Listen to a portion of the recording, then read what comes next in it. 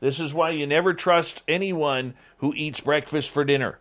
You never trust them fully. They will turn on you. Hey, Science Bob, thank you so much for kicking off the super chat tonight. I really do appreciate that, Science Bob. Much love to you, my friend. Shout out. Yep. And it is always a pleasure to have Science Bob here with us. And, of course, the Super Chat is a great way to support this show, a great way to support it as well. If you haven't already, hit that subscribe button, ring that bell, and join the family here on a nightly basis. Hello, Sinister Vax. How are you? Good to see you. Grandmaster, always a pleasure. Aussie Steve, thanks for coming on in. And I think we're caught up right now. So we got like 20 seconds. What do we do? What are we going to talk about? I have no idea. Let's just wing it. What the hell? Sounds good. Okay, let's do that. Let me just put this up here. So that way we can pin that tweet right there. And let's rock and roll here in like 3 seconds.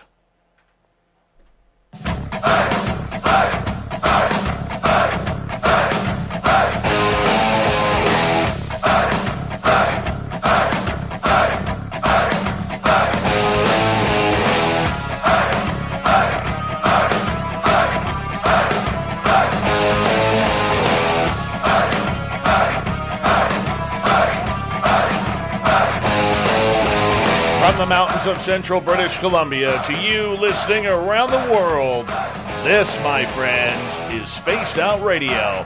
I am your host, Dave Scott, sitting in the captain's chair of SOR headquarters.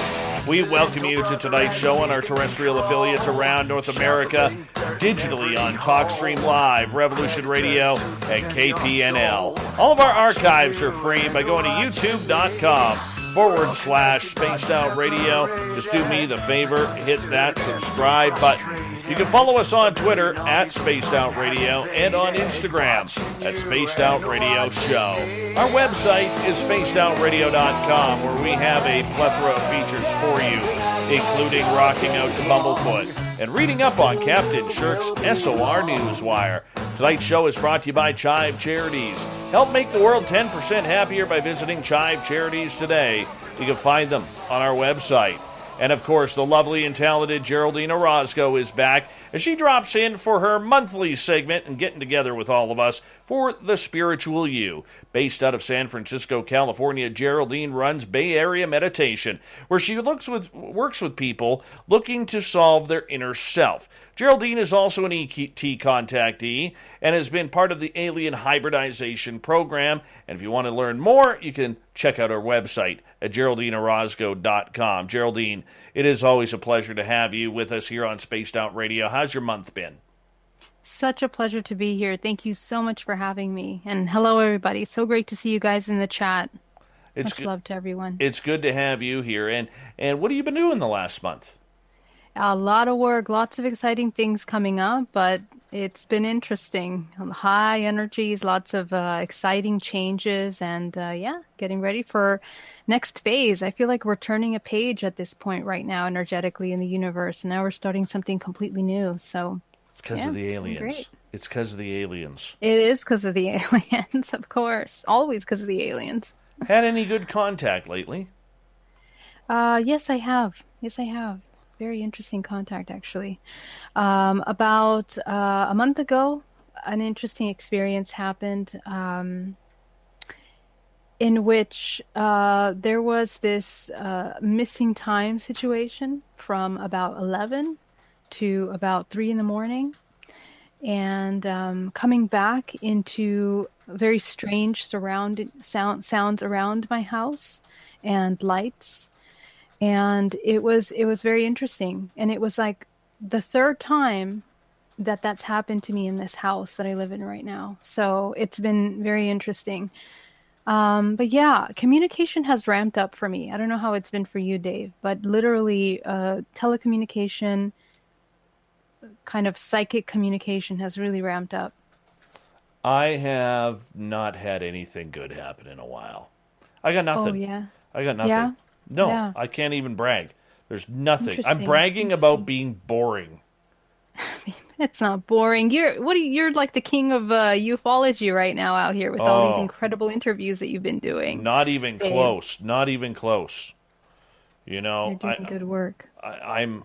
Thank you, thank you. You know how it is about taking compliments. You don't like it when I give them to you. I don't like them when you give them to me. It's just one of those things we got going. It really is. But Geraldine, we always have new people tuning in for the first time hearing you, and you're somebody who has an amazing story, who's carried this torch, so to speak, on being an advocate and someone who is very, very focused on bringing the awareness of, improving your health, improving your consciousness, improving your intuition, getting in touch with your inner self and your extraterrestrial self. This is a busy life you live. Why did you choose it? Yeah, why did I choose it? I mean, it was time. It was a matter of everything changing in my life from one moment to the next. In 2016 was a pinnacle moment where I decided that everything that I had come up to be, a career I was working in, was no longer working for me. And I realized that it was not congruent with my core beliefs at that time. So I had to just let that go. And when I came into, I think hypnotherapy, when I got my first hypnotherapy session, that was actually what really inspired me and made me realize the value of this kind of hypnotherapy work. And it inspired me to get my hypnotherapy degree, actually learning about that, certified in hypnotherapy. And learn about how the mind works. How do we store memories? What does it mean when we have these shocking memories, sometimes traumatic experiences that we often forget things about, and sometimes later on begin to recall these memories? So that was really interesting to me. And I could not go back to my everyday life and just continue a corporate job or my company, which I was in. I had a company, and continue to do that everyday thing. And also many things kind of started to open up. In the hypnotherapy, I began to download and channel information about our society, the structure of our society, what drives human beings into making the choices that they make. And the more and more I dive into that topic, the more I realize that we're really a product of social engineering that's been happening for a really long time now, centuries really. And now that we are kind of waking up and becoming aware of how that social engineering has kind of affected the way that we make choices in life, who are we working for? What are we doing here? And where do these experiences, play? What place do they have in those? Because now I'm connecting with hundreds of women and men that actually have these experiences, and we kind of come across the same conversation. What's reality? How do we know what's real and how to discern in this confusion? So that's kind of where my focus is right now and where my primary research is at. Is there anything, and I've never asked you this out of it, literally a couple hundred times we've talked now, is there anything that you miss about your old life that you would return to? Because I often wonder that. No, not at all, as a matter of fact. Well, I think when you begin to kind of review the experiences that you have, and why you have those experiences, what I notice is that they begin to become repetitive. We begin to have these kinds of constant repetitive. And that's what I saw in my old life. I just kept seeing the same problems occur over and over again. I kept attracting the same people, the same kind of clients, the same problematic chaos things were happening along those lines. And I noticed that they were mirroring things that I had unresolved within myself.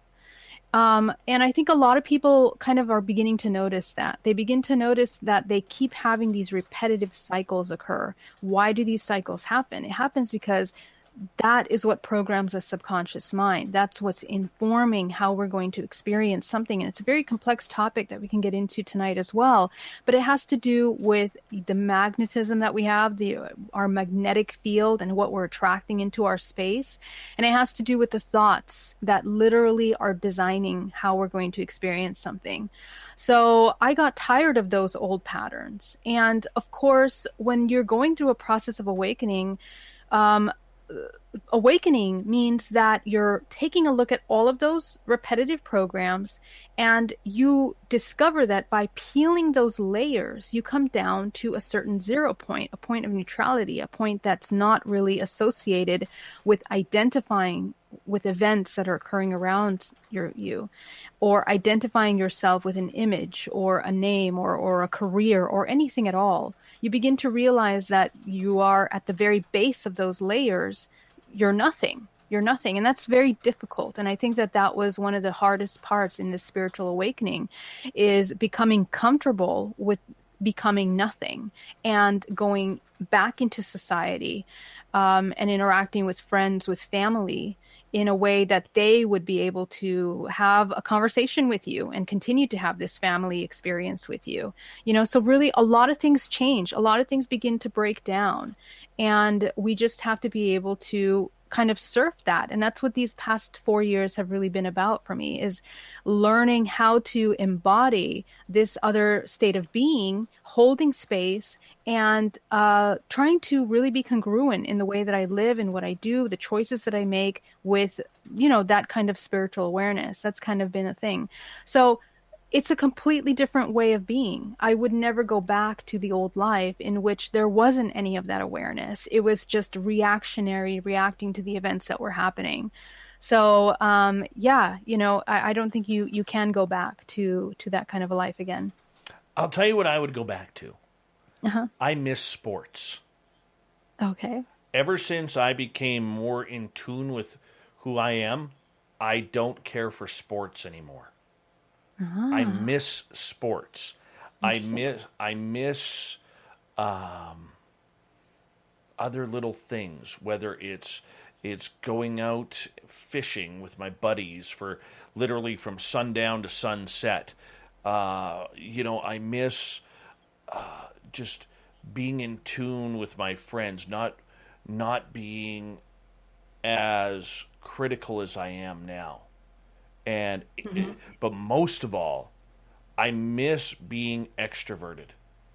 I have become so introverted since all of this happened and my experiences started, and I really started getting serious about it in 2014, 2015. It started getting real heavy for me. I miss being extroverted. I miss being able to talk with people and trusting people. Because the one thing that I've learned is a lot of people, when you go down this path, they will stab you in the back. And they will walk away from you. People whom you've never expected. That's what I miss. I miss the friendships. I miss all of that. I mean, I wouldn't trade it for the world. Don't get me wrong. But if I could grab something from that old self and bring it into the new, it would be that understanding to be able to keep those bridges going. Yeah, I totally get it. It kind of depends on the perspective that you have on the kind of relationships that you had too, and the level that you're at. I mean, when I look at my old relationships and I think, would I want to go back to those relationships? I mean, I don't see that they were as profound. I don't see that there was that depth or common ground or even awareness in the communication and expression and interaction. A lot of old relationships. And I didn't see that because I didn't see that in myself. So fast forwarding now to the kind of relationships that I have now, the thing is that the relationships would be more conscious, more aware, more observing, more connected. And I think I value that more now than I did before. And I think the part of us that is afraid of having that kind of intimacy with one another is the part of us that's afraid of being seen, our insecurities, the parts of ourselves that we still have a hard time accepting. And that's a process. It's a process that even for ourselves individually to accept those parts of us is a work in progress, and it takes time.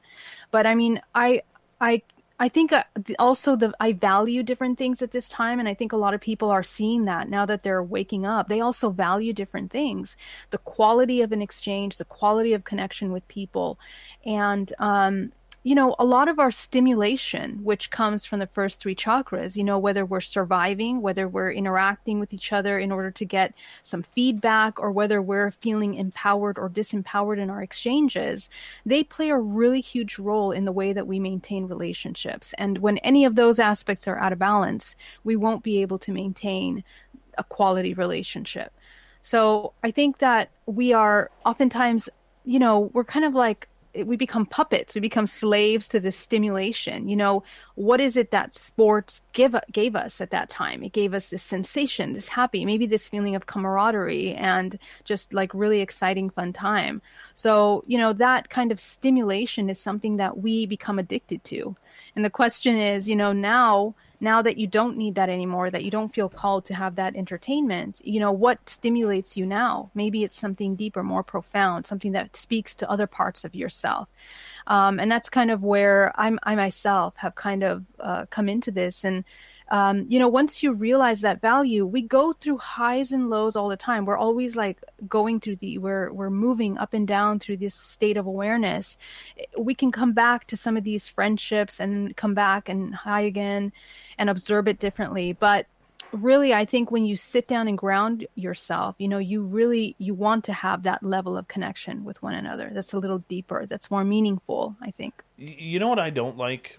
And sometimes, and for people who are understanding the way Geraldine and I do this show, we literally have no script.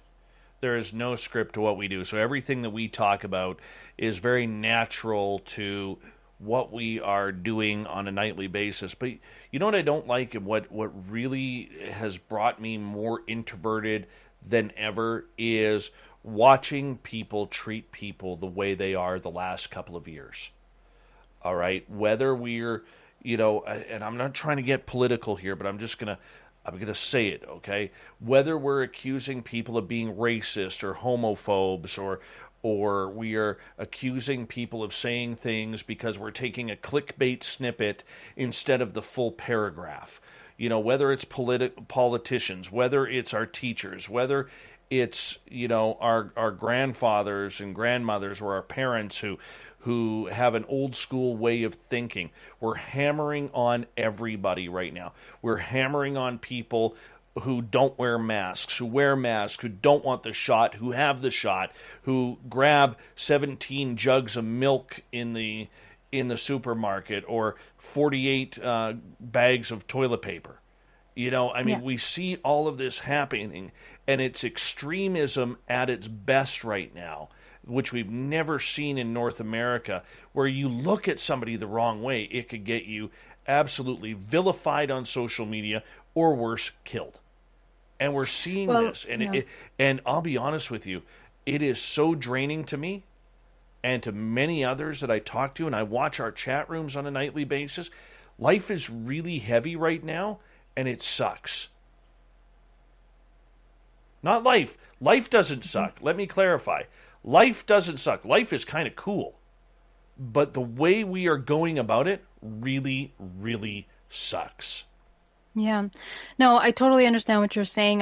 Just looking at history over the past 20, 40 years, though, I just want to remind that really everything is cyclical. I mean, we have gone through similar situations in which we were in complete turmoil, right, politically and socially in our society. I mean, we've dealt with different presidents creating these traumatic situations that have really caused collective trauma for society, in which we become incredibly doubtful and fearful and completely mistrust not just the government and the way things are being managed externally, but it completely destroys the way that we have a stable awareness of ourselves. And I think that when we look back at why those things have happened and how they have happened, and we look back at the past 2 years and how this has happened as well, why it's happened, again, we are experiencing another layer of this social engineering where collectively we are made to feel that there is no ground, there is no foundation, there is no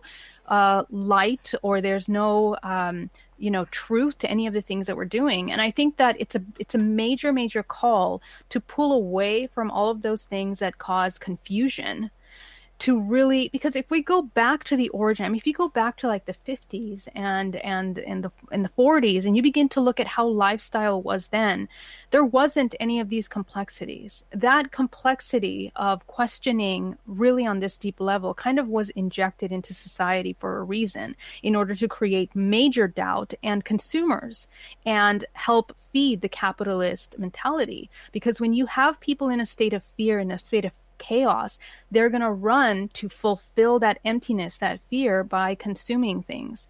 So we're kind of turning a page here where now that's now translated into another form of fear creating, mongering, media. We are completely managed by social media.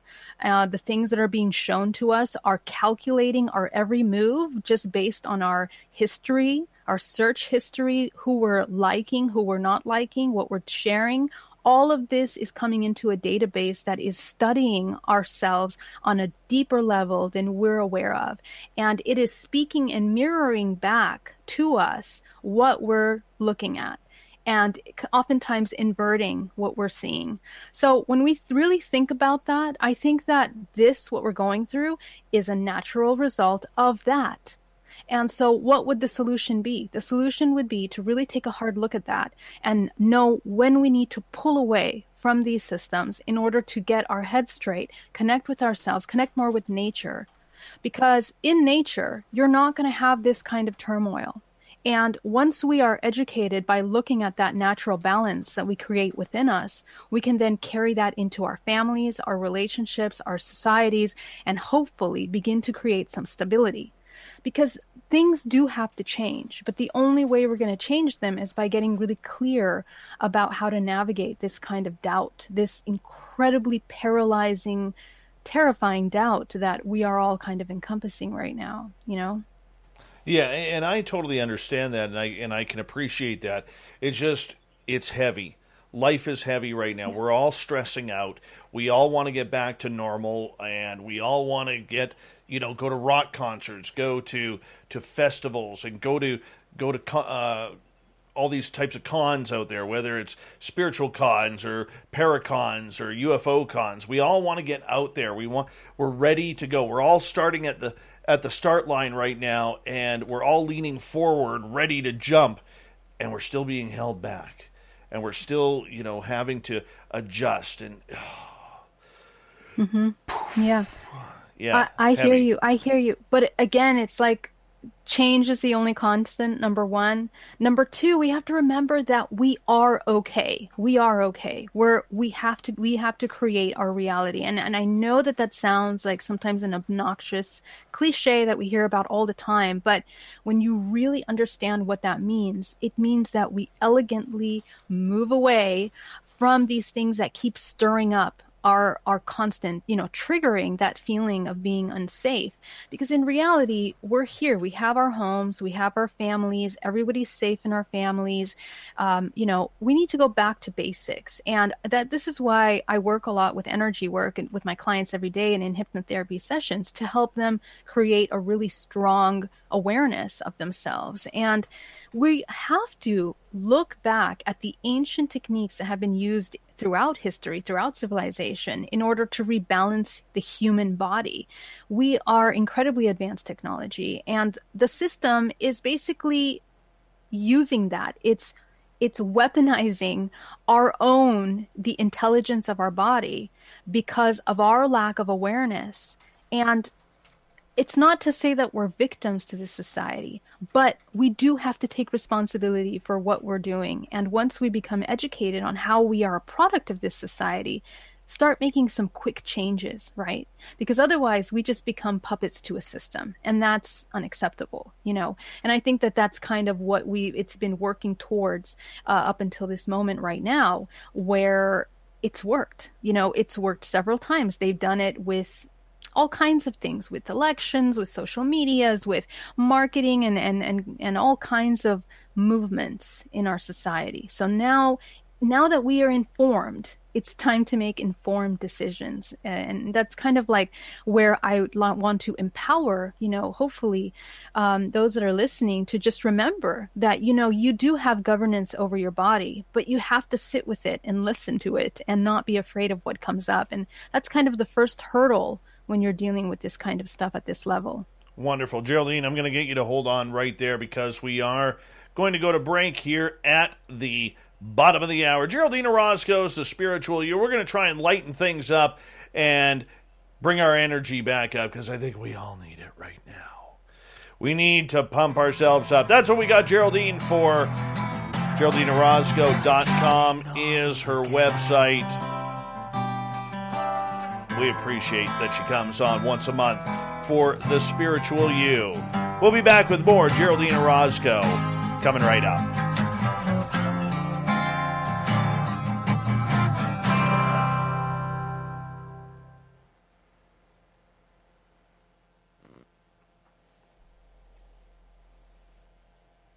All right, we're clear.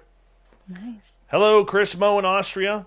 Co-create. I know you're listening, and I saw your super chat note. That was taken care of. Before the show, I called myself a very non-politically correct name. I got real mad at myself. And apparently I accidentally recorded myself for like 4 seconds. So I had to go erase some stuff. Oh. It's like, oh, God. I've been in a rush since 3 o'clock this afternoon. Oh, yeah? And I haven't had a chance to slow down. And then I got my son late to his guitar lesson, and then late coming out of the guitar lesson, and all of this kind of stuff. And came home, set it all up. My daughter showed up from the coast, and it's like it's a quick hi and goodbye, and because she's going away for a couple of months, and it was like, here I am getting ready for the show, and I'm trying to type something in, and I have one of these laptop computers that has one of those overly sensitive mouse pads where if you wave over it and it hit record, and I just went, you know what, you effing something. Oh no. Yeah. And then I was like, oh, stop. And then I forgot that it goes to YouTube, and I got rid of the one and forgot to get rid of the other. Now I've got rid of the other, and it's like, oh. Oh, Dave, I'm sorry that happened. Yeah, that's all right. Yeah. That's all right. We'll live. We'll live. I'm sure there'll be someone out there who grabbed a snippet of it. Oh, listen to Dave using all this crap. Oh. It happens. It's a mistake. Yeah. Little error.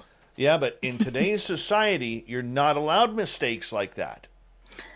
Well, we have to allow. We have to be compassionate, We all have bad days. Nobody's perfect. That's ridiculous. Oh, I know that. That's gotta go. That idea. Nicholas says you have eyes of an angel. Oh, wow. Nicholas, thank you so much. That's so sweet. All right. Hi, Callie Dude on Twitch. How are you? I still don't understand how that Twitch thing works. No idea. Oh, yeah, that's true. But you're going live on it, Yeah, huh? we're live on Twitch, Cool. Twitter, YouTube, and that's it. I won't go live on Facebook after they blew us out. Nicholas Patrick, good to see you. Thank you for coming in. Harlan, how are you? Yeah, it was a good laugh for some people, but there's always those who are looking to screw you over and make up lies about you. So that's the problem with this field. That's the problem with this field. Oh, yeah. A lot of fields, though. Oh, yeah. A lot of fields are like this, Yes. Especially right now. Hello, Elaine M., otherwise known as Crystal Owlin. How are you? Yeah, the 4-second clip is gone. And Dave does not eat breakfast for dinner. Filth. See, that's spreading lies right there. That's spreading dangerous, dangerous lies. Hi,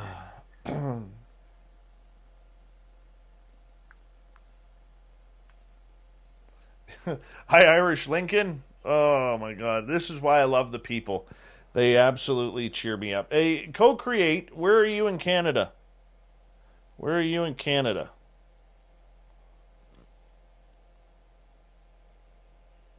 The gorgeous and talented Raspberries is here. There she is. Give us a wave. Jurassic Joey, good to see you. Thank you again. I'll quickly give a rundown here. Thank you to Co-Create ×2, Guillermo ×2, Sinister Vax, and Science Bob for the incredible super chats. It really supports what we do on a nightly basis here on Spaced Out Radio. I love each and every one of you. And from Hamilton, you're a Tiger Cat fan. A Tiger Cat fan. Yes, the Steel City in Canada, Hamilton. Oh. Mm-hmm. In Ontario. I Ontario, see. Canada. Oh, I see. Well, yeah, I know you don't know where that is. I Fires know are... where that You is. totally do not. I do. I know where it is on the map, but I don't know about the team, so, you Oh. know. 509er, how are you? Welcome back. The lovely Lynn Sows. The fires, they did a couple of back burns today, and apparently they are working, so hopefully it'll spruce things up. Dave is not on Team Rock. Dave is on Team Stump when it comes to Devil's Tower. All right? Always on Team Stump. Let's just not spread any vicious rumors and lies out there. Geraldine, we got 5 seconds and we're going to get going here. So, Okay. here we go. Sounds good.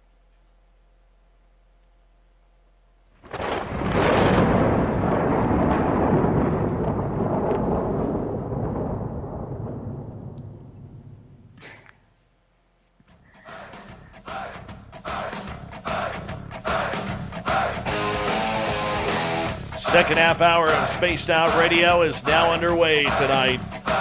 My name is Dave Scott. Thank you so much for taking the time to join us. Really do appreciate earning your listening ears. Want to remind you that if you missed portions of this show or others, check out our free archives by going to youtube.com/Spaced Out Radio. Do me the favor, hit that subscribe button. Our website is spacedoutradio.com, where we have a plethora of features for you, including rocking out to Bumblefoot and reading up on Captain Shirk's SOR Newswire. Follow us on Twitter at Spaced Out Radio and on Instagram at Spaced Out Radio Show. Love the comment from Mennonite Abe here. I looked at a map of British Columbia and I barely see any roads outside of Vancouver. Do y'all ride Bigfoots to get around? Usually moose, the odd beaver tail if you're going to send the kids to school. Rarely a Sasquatch. We're working on that, though. But their contract demands are just way too high, Mennonite Abe. Way too high. Geraldine Orozco is here for the Spiritual You. GeraldineOrozco.com is her website. Her hair is looking perfect tonight. Stunning. I don't know how long it takes you to do that beautiful mane that you have, but I'll tell you, it is gorgeous and shiny. Thank you.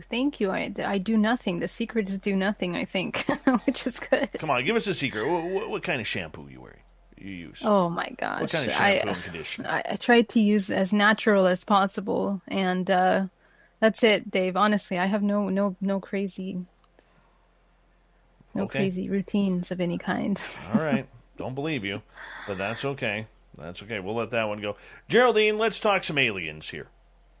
All right, because in the past month, we have seen the report from the Department of National Intelligence come through, and of course, nothing coming through about extraterrestrials or any ET type of contact. Now, you're part of Team ET and Team Aliens. I think you need a You Got Aliens shirt from our store, to be honest. It's true. I do need to get that, for sure. Do you even wear T-shirts? Let's be honest. Sometimes. I bet you your T-shirt collection is under 4. No, there's 4. There's 4 there. Okay. Anyways. I have 4. Moving on. We'll get you one. Moving on. Okay. With this and the way we are moving, I mean, in one way we are moving towards some sort of knowledge and trying to figure out what is going on, but were you disappointed with the fact that there was no mention of ETs or anything to do with contact? No, I wasn't disappointed. I really expected that to be the case, to be honest with you.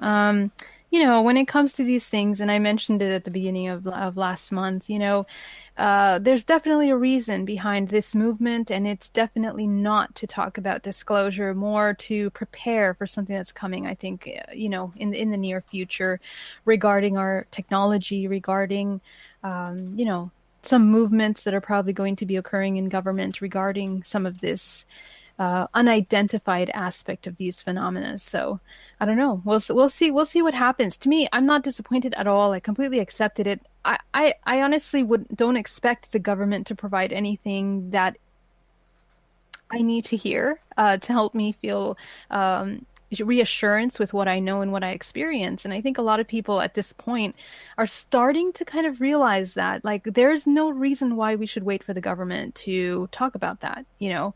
We can't even get health care straight in the US, or some minimal survival things that we need for everyday life. So I can't see why this would be something that they would kind of talk about. But anyway.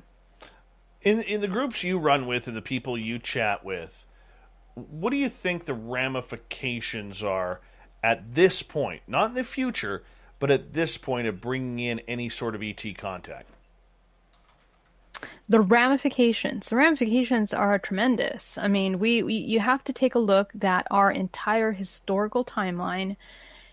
Not just that, but what rules everything right now are the banks.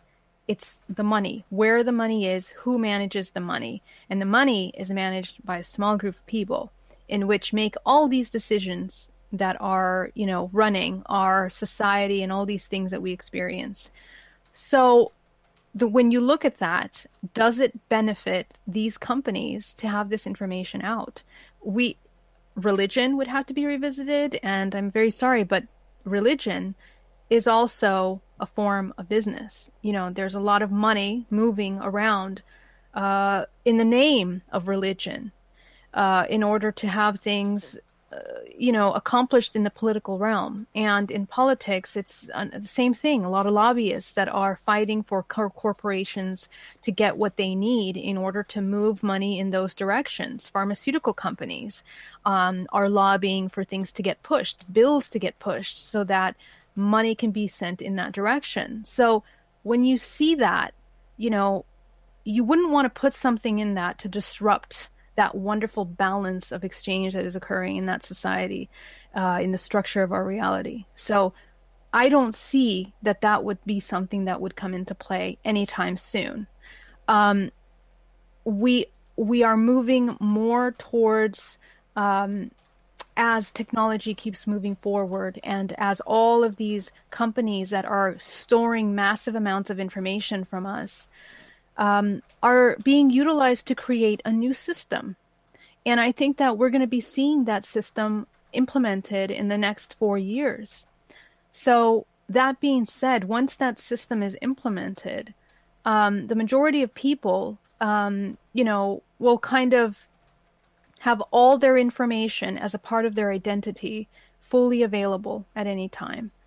And that can be anywhere from medical history records to what you're shopping, what you're doing, just the way things are happening in China right now, where each person has a certain score and identity. I mean, that's already being utilized in many different countries right now. In Russia, for example, they're already choosing who gets to go into a restaurant depending on their use of medications or use of pharmaceuticals. So when you see that happening in our society today, obviously there's many systems that are dependent on one another. And talking about ETs would have to destroy our history and the way history was set up. And that would affect the history of industries. It would affect religion. It would affect society. It would affect socioeconomic structures of people, how we have evolved. So there's a lot at risk here. And I don't think the average person understands that, because it's a lot of information that we really would have to dive into and research that, of course, a lot of us in the UFO community have seen. But the average person wouldn't be able to look at the ET topic and link all of these things to that. So I think that education about ET is important right now, about the idea of ET, interdimensional contact. This is the next step. It's technology, and it's the next step for society. So we need to educate ourselves on what that actually means, little by little, and I think it's up to the people, the experiencers, you guys out there that have these experiences, to begin to discuss these openly, hopefully with family and friends, without feeling shame or guilt or any of that. That's kind of like something that has to go.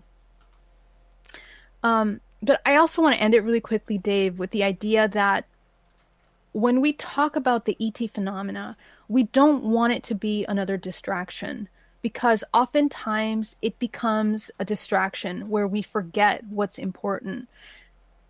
The whole ET phenomena is a way for us to verify and understand that we are multidimensional, interdimensional beings. We are, us humans. And when we understand the dynamics of creation and how we are co-creating our experiences, we begin to educate ourselves on how we can be sovereign, governing ourselves, but at the same time, collectively making choices that are going to help and moving towards this unity in which we are careful with our choices in all areas of our lives. And I think that this is kind of the most powerful message that this kind of interdimensional ET contact can bring for us right now. That's my hope. Do the ETs have a say? Do the ETs have a say? I definitely think they do have a say, but I mean, there's so much information around the ET thing that it's not black and white. It's not simple. It's not a simple thing. We're talking about intelligences, interdimensions that we are tapping into that transcend all of our understanding of reality. So the way that they handle this kind of exchange and relationship with us, can be perceived in many different ways. Sometimes it feels like it's violating our rights and intruding into our everyday experiences, and other people say that it's healing and benefiting for us. I think it's up to us how we translate the experience with these ETs. And I think that through our awareness and management and dominance over this physical body, understanding the physical body, we can choose to have better experiences with them and kind of co-create experiences collectively that will be beneficial for the human race. When that union comes in, full. In my opinion, my humble opinion, I think ET contact is a very personal thing. It's individual because we decide how we interact with these beings. We decide and we create that. So if collectively each person is creating positive contact, it will help move the entire human race in evolution. And that's kind of where we're headed. These ETs are, some of them are here to assist, and some of them are playing out that role that is more parasitic in a sense. So, there's everything. You said something very important there. Very, very important. And that was that we have individual contact. The contact is for us. That is such a large statement on a small statement on such a large scale that I don't think the majority of people, even those who are contactees, can really grasp the power of what you said there. Yeah, I know. And you're right. Like that really takes an understanding of yourself. But think about it, because when we look at UAP visions, sightings, for example, you have groups of people. Some people see it, some people don't see it. So when you interview hundreds of people that have had sightings and their experiences are different, even though they were sitting in the same place, looking at the same spot in the sky, sharing that experience, it really says something about how certain people are prepared for that experience and some people are just not. And so we have to respect that. And I think that we are at the doorstep of traversing into a time in our history where we're going to be able to have these conversations more openly. And again, it's going to be something where I bring it, because, I work with energy and this understanding, is that we have to bring it back to ourselves. What does it take for each human to begin to activate the ability to have interdimensional contact? A lot of people are having contact all the time. The thing is that we don't know that we're having contact. Oftentimes we have spirits, beings, orbs that we come in encounter with. We have them. We feel it in like entities or bodies or souls and energies in our space. We pick up on that. A lot of us are empathic. So that already is us coming into another dimensional timeline. That's the doorway into some of these experiences. Now, what's interesting is that now in our timeline, we are having news going crazy about talking about these UAPs, right? We have military that's now seeing and talking about it. So the veil is thinning more. Vibration of the entire universe is moving higher, allowing for more people to become aware of that. And I think it's time for that conversation to happen. But I think it's parallel with the evolutionary timeline that we're in. It's parallel with the technology that we have right now. And I don't believe that this is the first time we've been here in history. I think we've been in this place. You know, you can look at the Mayans. You can go back to the ancient Egyptians. You go back to Mesopotamia. We've been here before. This is not our first time. And so the question is, how will the human race navigate this time, where we are now coming into this thinning veil in which we have an opportunity to interact with interdimensionality? That's the question. Okay, so if that personal contact between ETs and humans is supposed to remain on that personal level, am I correct on that? Please correct me if I'm wrong. Yes, Okay. in a sense, yes. Then why do they blank the memories? Yeah. So it's not that necessarily. It's not that they blank the memories. It's that we also blank the memories, because we have to understand we are massive recording machines. We are absorbing 360 degrees information from all around us, even when we're not even aware what our back is doing or our leg is doing. It is recording all of its surroundings around your body. So what that means is that we store more information than we're aware of, and we register and trigger more memory, we have the ability of triggering more memory than we want to. Because we are mostly in the sensory body and used to stimulation, we're only triggering the things that cause us emotional feelings and triggers in the body. So a lot of times when things are traumatic, we tend to block it out. When we can't process the human experience with some of these interdimensional contacts, we block it out. And there is an element in which they help block that out, of course, but we create everything. You know, we are designing our experiences. We agree to these experiences, even if they're terrible experiences, even if they're incredible experiences on some level. We are designing these things. I don't believe that we're victims of anything. And so that being said, we play a huge role in how much we remember. How do I know this? And I hear this from many experiencers out there. They go deeper into meditation work, they start unpeeling the layers, and boom, all the memories come back. Why does that happen every time? Because we are deprogramming all of the fears and the emotional programs that suppress these kinds of sensitive information. So all of us have access to that information. And the more and more people I work through in hypnotherapy, looking at, let's say, simultaneous lives, past lives, and also looking at, their experiences, this information comes flooding back in when they resolve any kind of fear programming that they have.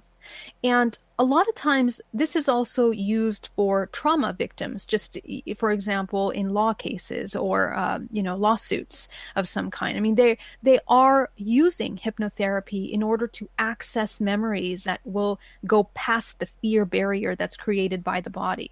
So we understand how that works. None of that's new. But we need to take it to the next step and see what that means when it comes to ET contact. It means that we're very much in charge of our experiences, and that kind of changes the way we see ET contact in a sense. First of all, for our YouTube viewers, yes, I did just moisturize my hands. My hands were dry, so I put some lotion on my hands. Let's just clarify that. I like to moisturize my hands. What kind of moisturizer do you use, Geraldine? coconut butter. I use a nice coconut peppermint oil. Oh, there you go. Very nice. Yes, Very nice. that's the way I look at it. And anyways, moving on towards ET contact, we have about 4.5 minutes before we're going to go to break here at the top of the hour. Then in hour 2, we'll open up the questions for Geraldine with you in the chat room, if you were there, or on Twitter at hashtag Spaced Out Radio. I understand what you were saying, but there's that little piece of me, Geraldine, that still doesn't make sense. Can't make sense of it all. It bothers me, like with the experiences I've had and hearing the experiences that other people have had. We're tired of this. We're tired of not remembering. We're tired of not understanding the purpose. We're not happy with not having the answer as why me, whether it's a positive experience or a negative experience. Where internally can we find that if it's locked in there? Well, let me ask you something. I mean, do you remember what you had for breakfast last Tuesday? Yes. Okay. Do you remember what you had for lunch and dinner and what you drank and snacked on throughout the day? No. Okay. So, I mean, there's a lot of things that we don't remember. And because we are trained, we are unfortunately programmed to be more mechanical in our responses and the choices that we do. Throughout our everyday life, how can we ask for these major memories to come back? When I was on board a craft in 2013 and I was in front of my hybrid children, the moment I looked at them and processed what I was looking at, it was at that moment that the memories started to come back in my mind. But before that, I mean, I couldn't even place any of those memories in my reality.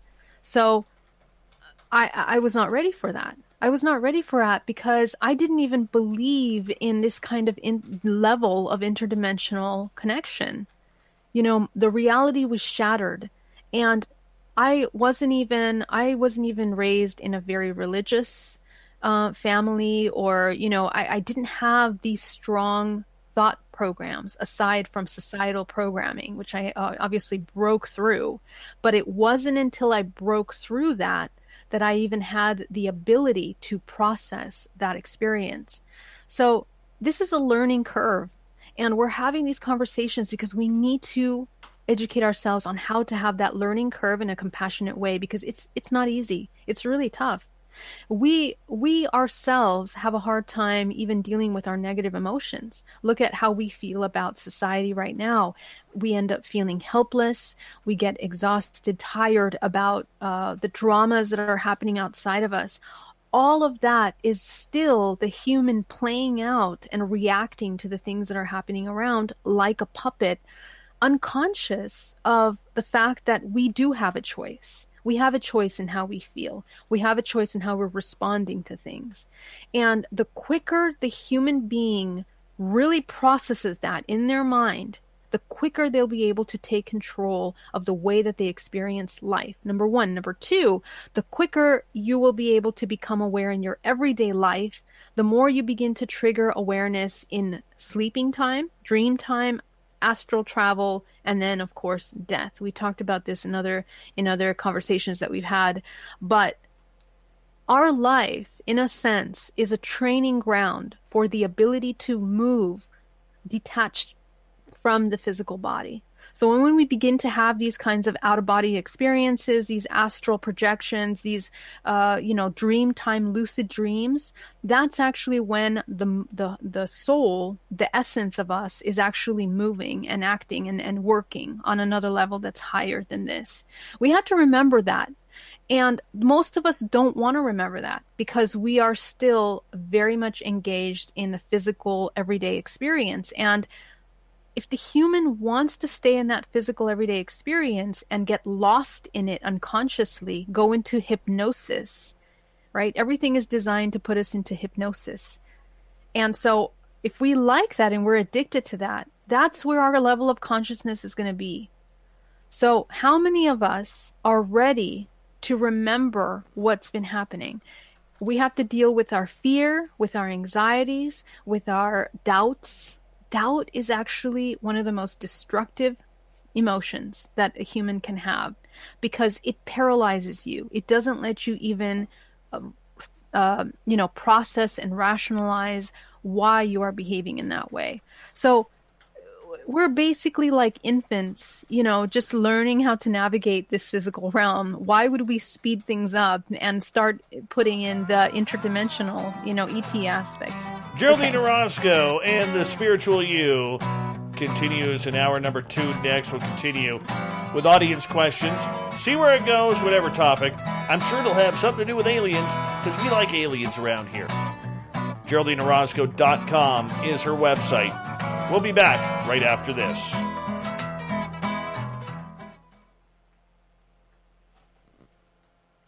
All right, we are clear. Nice. All right, I'm going to quickly run for a quick break here. Me too. I'll put be you right on back. mute, and I'll go like that. Be right back. Hi, gorgeous Kira. How you doing tonight? We'll be right back. Dave Scott, Spaced Out Radio. Spaced Out Radio, Dave Scott.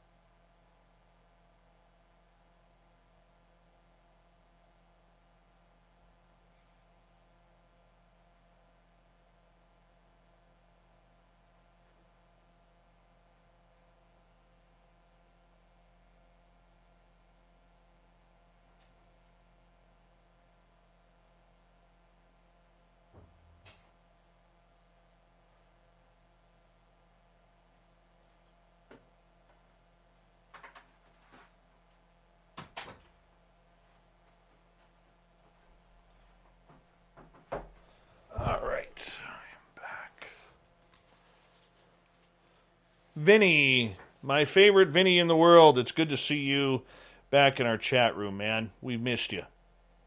I know it's only been a few days, but gosh, we need our Vinny fix here nightly, man. We do.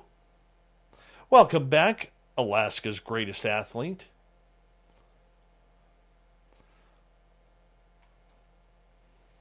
We'll just wait for Geraldine to join us, and then we'll be good. We got about 90 seconds here. I hear her. You know what I hate is when your coaster gets stuck to the bottom of your glass, because the minute you do anything, that coaster is going to fall. Drives me nuts. Oh, there she is, everyone. The gorgeous and talented Jennifer Hawkins has arrived in the chat room.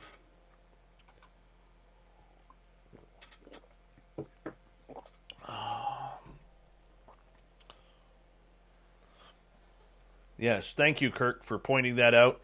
We are on commercial break for our radio stations, which is why we take a break. Thank you for pointing that out. Let's get the lovely and talented Geraldine on there. What are you What are you reading?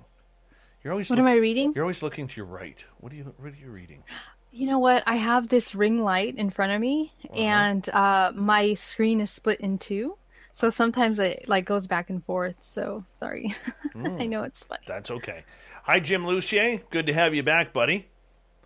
And thank you to Alicia, to Ozzy Ange, Toe Tag, Horror Realm, Co-Create, Sinister, Guillermo, and Science Bob for the super chats. Thank you to all the veterans listening to this show and our regulars who are here nightly. Here we go with hour 2.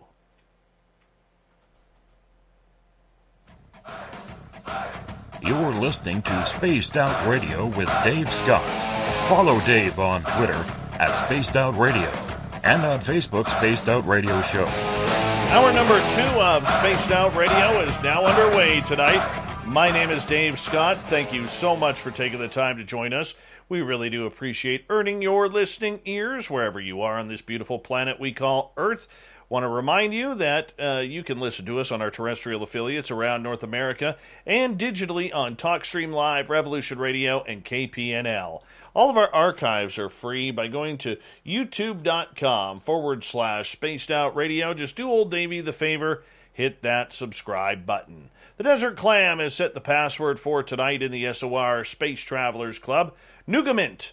Nougamint is your password. Use it wisely, space travelers, as the Clam sets the password each and every night right here on Spaced Out Radio. Our website is spacedoutradio.com, where we have a plethora of features for you, including rocking out to Bumblefoot and reading up on Captain Shirk's SOR Newswire. Follow us on Twitter at Spaced Out Radio and on Instagram at Spaced Out Radio Show. We continue on tonight with Geraldine Orozco and The Spiritual You.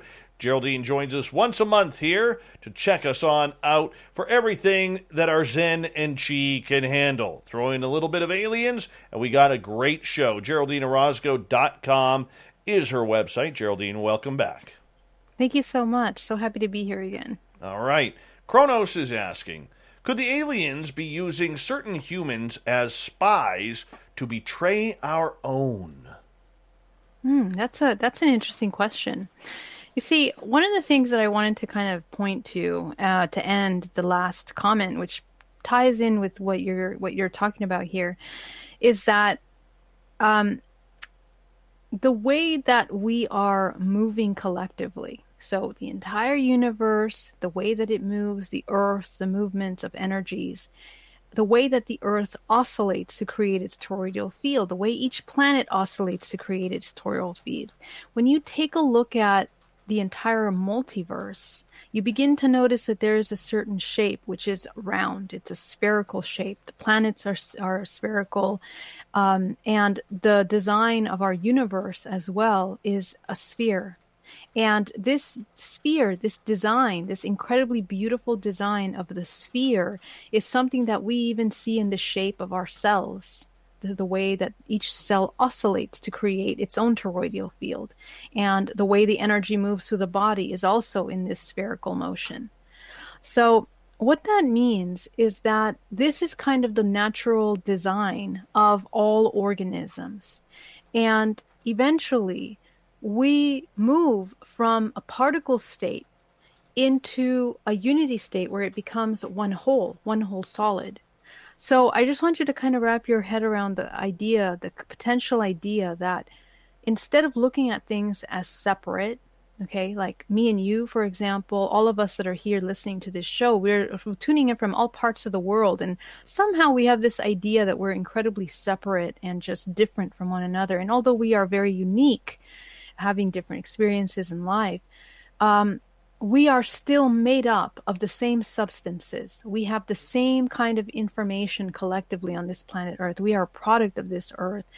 And ultimately, our movements and the choices that we make on this planet affect one another.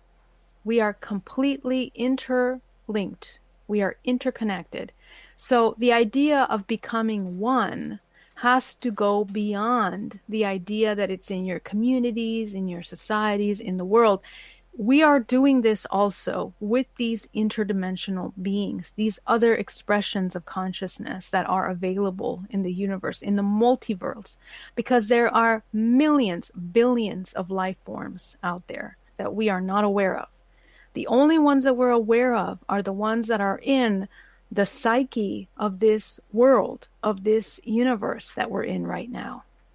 So what does that mean? It means that when we think of aliens and humans to be so separate, we're absolutely not. When we look at DNA, for example, within our DNA, within our dark DNA, the part that our biologists don't know how to translate, is encoded all of the different races that are interconnected with us in this immediate universe. Just the way in the cell of an arm are all of the instructions to create arm parts and leg parts and heart parts. Each cell is writing the script for that creation. And humans and this earth function in that same manner. So it's important that we begin to look at things like that, because that's the future of contact. That's the future of evolution. If we continue to drill into our minds that we are in this war type situation where we're separate from the ETs and there are these manipulations, there are manipulations. But again, we are, in a sense, although interconnected, completely in charge of what we experience. That is just the ultimate truth. You are in charge of what you experience. And the moment you understand that, you can take back that power and begin to choose how you experience things. And this is the process that all great minds, all these Buddhas, all these people that have transcended this human turmoil, internal turmoil of becoming victimized by the system, have had to overcome. And right now we're at a point where we need to overcome that, So there is mind control. There is weaponization.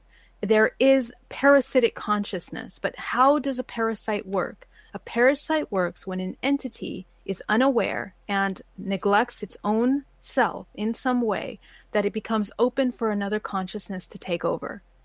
And so we can all become that. We are that, as a matter of fact, because we are a product of social engineering. We have not understood how we function. Therefore, we are manipulated by a McDonald's sign, by a commercial with a sexy girl on there, right? We are constantly manipulated. So yeah, we are being parasitically fed on by systems that benefit from unconsciousness. And the same thing happens between higher intelligences. How can we think that these operate in a different way? So the other thing that makes this complexity even deeper is that the human is fragmented when it comes into a three-dimensional realm. There are multiple aspects of ourselves that are experiencing simultaneously other timelines. Therefore, your lack of awareness of yourself in this timeline and other timelines make you a perfect specimen in order to be mind controlled, in order for things to come in to implant into you thought forms and emotions that make you feel certain ways. So I think that right now we need to understand our, how the psyche works and how these dynamics work. We are constantly feeding information into our alien aspects of ourselves. I know for a fact through deprogramming that I was a part of many different councils, Council of 8, Council of 12, Councils of 13s, and all of them somehow were receiving information from me. And I came across that information without ever having heard about councils of anything. I was never into that, so and I see this with my clients that are completely in the corporate world that are having hypnotherapies come across this information without having ever heard it. So either we're a product of another higher level of social engineering on a psychic level that is collectively installing these programs and ideas into the collective, or we are genuinely tapping into some kind of phenomena that transcends the physical realm and starts to interact with this interdimensional plane. So again, we are completely in charge of that and how we translate what we're experiencing. All right, let's go to the Revolution Radio chat room, and this is coming from May, who is asking, Geraldine, who do you have transmissions with when you were contacted? I'm sorry, I missed that one word that you said. What's the second word? Say it again, Dave. Who do you have transmissions with when you were contacted? Transmissions. I don't channel information from my interdimensional contact. I completely just connect with whatever higher self, my higher self, or whatever I perceive as my higher self, and completely aware of what I'm navigating in those moments of contact. So, for example, I'm always questioning, I'm always aware, but not from a place of fear, just complete observation and neutrality. Because I find that when I inject with fear is oftentimes when I begin to see and want to apply meaning that's not there to these experiences. So when I observe these experiences from a more neutral place is when I begin to get like more pure form information. I kind of begin to understand where they're coming from, what's their purpose, what are they doing with me, what are they trying to get, what's the interaction about. And this is something that I also work with my clients in their own personal exploration with their contact to begin to understand what's informing that kind of experience. That's very important because, again, what makes us victims is coming into this, becoming a host. You don't want to become a host. How do you not become a host is by being totally aware of yourself from a place of neutrality. So that's really important. When I channeled information in my hypnotherapy, I wasn't channeling anything for anyone. And there were times where there was an invitation to do so. There were beings that were coming into that hypnotherapy and saying, I want you to channel for me. I want you to say this. I want you to connect with this information. And to me, it never felt right for me. And I know that some people channel information, but what I have noticed in my journey is that I rather be completely aware of why I'm doing things and really understand that in a deep level. If I don't understand it, I'm not going to do it. I'm not going to get into it. So that's kind of how I work with my contact at this time. All right, let's move on to another question here. This one on Twitter from Carangio. Geraldine, is Independence Day or Close Encounters of the Third Kind a good representation of ET contact? I have yet to see Close Encounters of the Third Kind. Yeah, I haven't seen it yet. But I will. You answer Independence Day. I'll answer Close Encounters. Okay. Perfect. I say no. I think that that's a complete, it's like propaganda for the idea of interdimensional contact. And this is exactly the kind of thing that I would like people to kind of move away from and get really clear. Anytime somebody's telling us how to think is the moment where we have to step back and be like, hold on, what do I think? And look at our own experiences. That will open space for our experiences. Go ahead, Dave. With Close Encounters of the Third Kind, where people are taken, and some for years, and then there is a meeting place where contact with the government has been made. I strongly, strongly believe that what we are seeing right now, and the reasons why we have been sped up is probably because of a close encounters of the third kind situation. I have a very strong suspicion of that. I have no insider information. But let's face it, if you look at the long-term effects of everything that has gone on the last 3 years, there has been no reason whatsoever for this entire phenomena to come out in public after 70-plus years of being hidden and people being claimed as crackpots for talking about UFOs and extraterrestrials. So when we look at Close Encounters of the Third Kind, and I encourage anybody recently, there's 2 movies that I would suggest. Close Encounters of the Third Kind, because I think what's happening now is what we're seeing play out. I am very convinced of that. And for those who have had real conscious contact, go back to around 1986, a Disney movie called Flight of the Navigator. If you have not seen that, I remember watching that movie as a kid, and I was just like, this is the coolest thing ever. But watching it now, everything that we have learned from contactees who have flown the ship is in that movie. 30 years ahead of where we were talking about the internet. At least. Wow. It's powerful and it's strong, and I highly suggest that you watch that movie again. So I'm more of a Close Encounters of the Third Kind guy. I don't believe in Independence Day. And the reason why I don't believe Independence Day is if aliens have been here for centuries, like we believe we have seen them, I mean, they're in the hieroglyphics of Egypt and Machu Picchu and other places, they would have taken us over when our biggest weaponry was a bow and arrow and a catapult. Right. They wouldn't have waited for radar that can pick them up, or nuclear weapons like Tom DeLonge believes. All right? They're not afraid of our nukes like Tom DeLonge believes. Okay? They would have got us. They would have got us and they would have taken over this planet when our strongest weapon was maybe a bow and arrow, a spear, or a catapult. And that's where I'll leave that.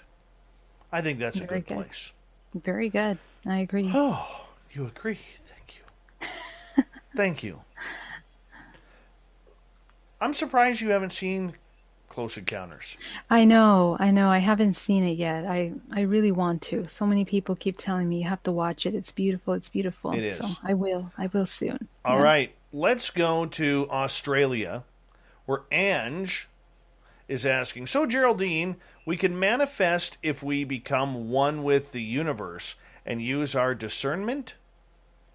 Yeah, so that's a good question. So let's go back to basics. What are the laws of our creation? The laws of our creation, we just have to look at nature to understand balance first, or conceptualize what balance is, okay? When we understand well-being for the self, for this little human organ, the human body, the organism, we teach ourselves through that process how to create well-being and sustainability for all, including we need to shift our mentality from the individualist consumer, to the collective whole. What's good for the collective whole? And that means that we're going to have to make a lot of changes in everything, our lifestyles, the things that we're doing. All of that is important. All of that plays a role, because you got to understand that we buy and we consume what we consume in order to feed something. And it's a void. It's a void that we are unaware of. It's a void that we haven't understood. And so it drives the majority of our choices, our experiences, everything. So the question is, who are you? Who is the authentic self? Is it the one that runs away from these emotions because it's overwhelmed with what's happening? Or is it the one that sits there, listens to those emotions, understands them, processes them, feel them for what they are, and then see what's behind that fear and nurture that part of you? when we talk about the feminine energy coming, rising right now, what are we talking about? We're talking about the human coming into a state of vulnerability, and in that vulnerability provide nurturing support for that new self, the authentic self, that is a complete new thing that the majority of us have not experienced yet. And we have years and programming that are stored within our genetic code, literally. It's brought down genetically, that we have to work through in order to find who we are. When we reach that point of the 0 point of understanding who we are, without all of that identification with ideas, that's when you begin to enter the state of the creator. You manifest from there, because now you're not manifesting as a product of something else. You're manifesting from a pure state. This is the human superpower. The superpower that is being suppressed because it is creative, immensely creative. We are creative beings. As long as we're suppressed, we can't create. And that's how you become controlled. You become a host. So this is kind of where our attention needs to go now more than ever. And I think that this interdimensional contact pushes us to go beyond the physical in such a way that we are supporting ourselves in a very powerful way. And we begin to even have the universal unity conversation only if and when we are able to find that neutral, authentic self. Because anything before that will hinder from a place of fear and continue to see things in duality or separation or compartmentalization of all things. We cannot be one. We're still dealing with racism. To me, it just baffles my mind that we're still there. I just cannot understand how we're still there. But we have to remember that society tells us that's a problem, and we're like, yes, that's a problem. So each one of you is responsible for making that no longer a problem. You have to handle the parts of you that still think that's a problem. The fears, the parts of you that, feel that you're not going to be in power anymore, the parts of you that feel that you doubt yourself, your abilities, it's a victim to society. It's really deep processing that has to occur.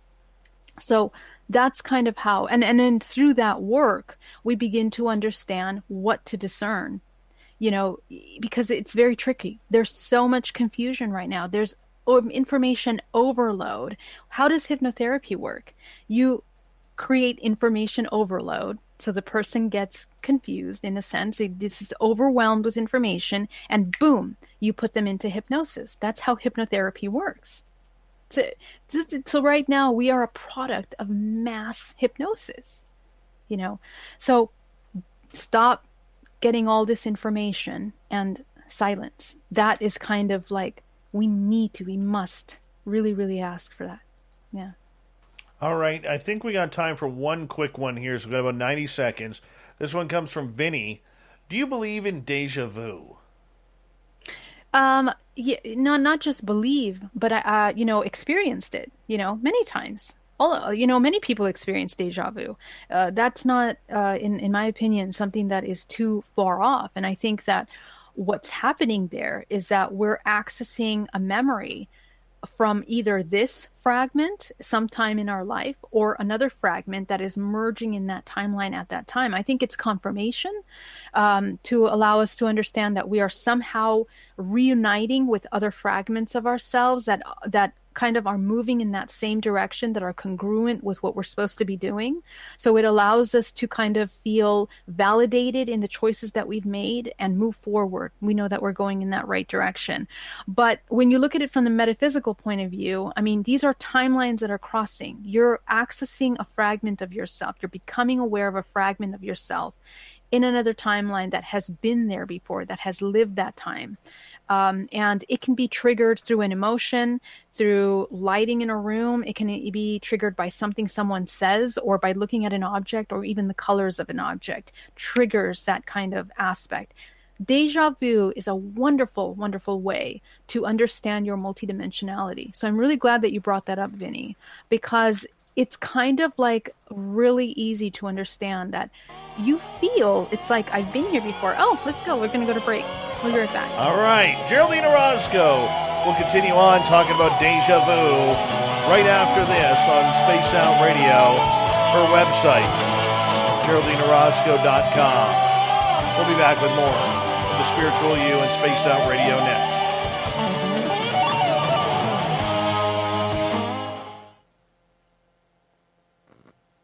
I think it's funny. You cross your legs on your chair like I do.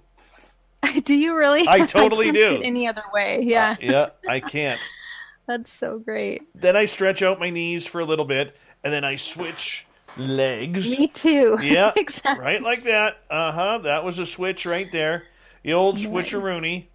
Yeah. Yeah. Great minds think alike. Yes. Yes. And then there's the awkward silence. Oh my gosh. Oh my God, your hair grows unbelievably. If my hair grew like your hair, I don't know. That's amazing. I know. You just cut it like 4 months ago, I think. No, I would lend you some. I would totally lend you some, but you have know. you got like triple of what I got. Triple. No, your hair is much thicker than mine. I don't think so. I I've don't seen know. your hair in person. Me I just too. haven't had the balls to touch it yet.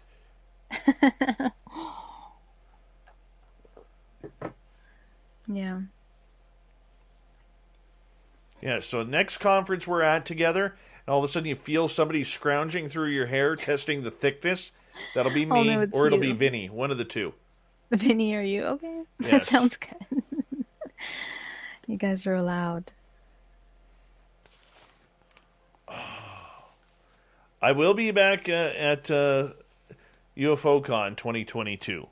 Awesome. Yeah, That's so great. So hopefully Lorian has it here live, and I'll Yes. get to see you then as well. Yeah, Yes. that's nice. Yes, I'll even wear a nice pair of Converse for you. Wow. I'm that guy. I'm that guy. Very cool. It's the way I roll.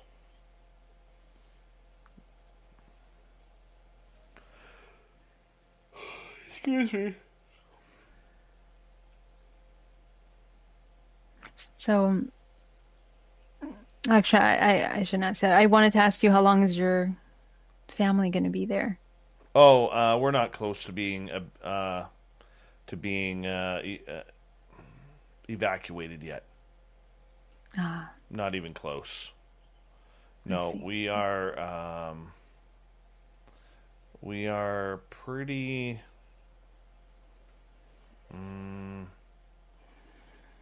As the crow flies, and I love that saying now, the big fire is about 18 to 20 miles away.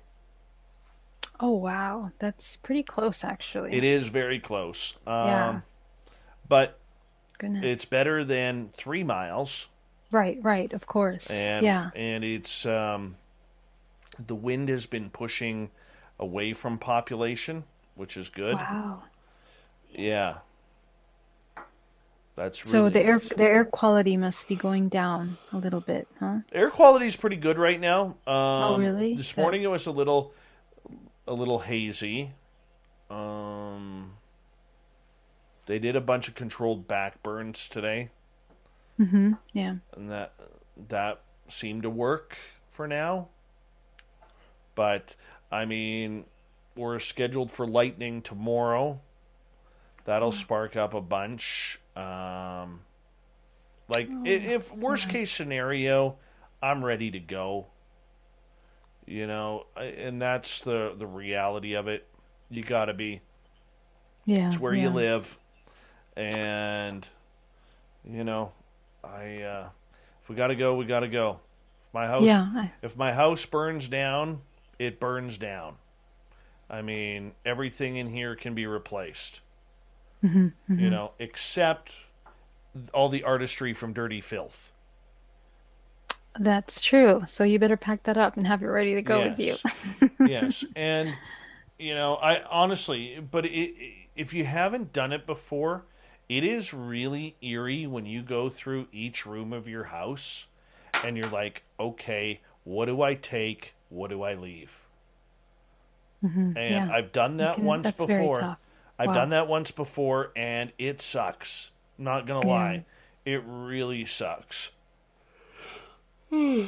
How do you So, choose? Yeah. so I mean, realistically, ID, toothbrush, medication if you're on it, water, animals, photographs. Important documents too. Yeah. Yeah, If you can. everything that's important you go through. Yeah. Big thank you to Ange, Alicia, Toe Tag, Horror Realm, Co-Create ×2, Guillermo ×2, Science Bob, and Sinister Vax for the super chats. It's a great way to support what we do on this show on a nightly basis. Here we go.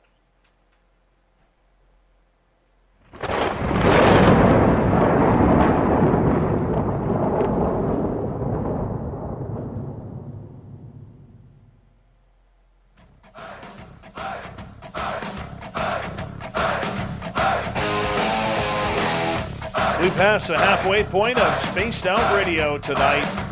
My name is Dave Scott. Thank you so much for taking the time to join us. Really do appreciate earning your listening ears. Want to remind you that if you've missed portions of this show or others, check out our free archives by going to youtube.com/Spaced Out Radio. Do old Davey the favor, hit that subscribe button. Our website is spacedoutradio.com, where we have a plethora of features for you, including rocking out to Bumblefoot and reading up on Captain Shirk's SOR Newswire. Follow us on Twitter @SpacedOutRadio and on Instagram, Spaced Out Radio Show. We continue on tonight with Geraldine Orozco and The Spiritual You. Her website, GeraldineOrozco.com. And right before the break, Geraldine, you were talking about deja vu. Whether you believe in it, whether you don't, you wanted to go a little bit in depth with it. Yeah, so we were just talking about, we were talking about how it's like crossing timelines, and it's a wonderful way to understand our multidimensionality and how our reality functions, So, yeah. All right, let's move on to Jim's question. Says it's an odd question. Geraldine, can you see the future of the Catholic Church? That's interesting. That's an interesting question. I think we're looking at most religions. Can I see it? No, I cannot see it. But I'm looking at the trend lines of how religions are, and I think there's going to be a really a split in society, in people going more towards religions on one end and others separating from it. So I don't know, but I think that we're in a time of separation in which people are really beginning to question religion. A lot of people are moving away from religion, because it no longer answers a lot of the questions that we're asking now, including, ET contact, including these UFOs and sightings and things like this and phenomena. So it's interesting. Either the churches and religion will adapt somehow to some of these things. I think maybe some of the newer religions are kind of trying to adapt to some of these new trends in a way to gain more followers or to, establish themselves in society. But I think it's up to us to discern whether it's something that we want to go into or not. It's all about discernment right now. The only thing I would say is look at the history of each of these religions and see if it's something that you want to support. Is it something beneficial for society moving forward or not so much? Don't blame you.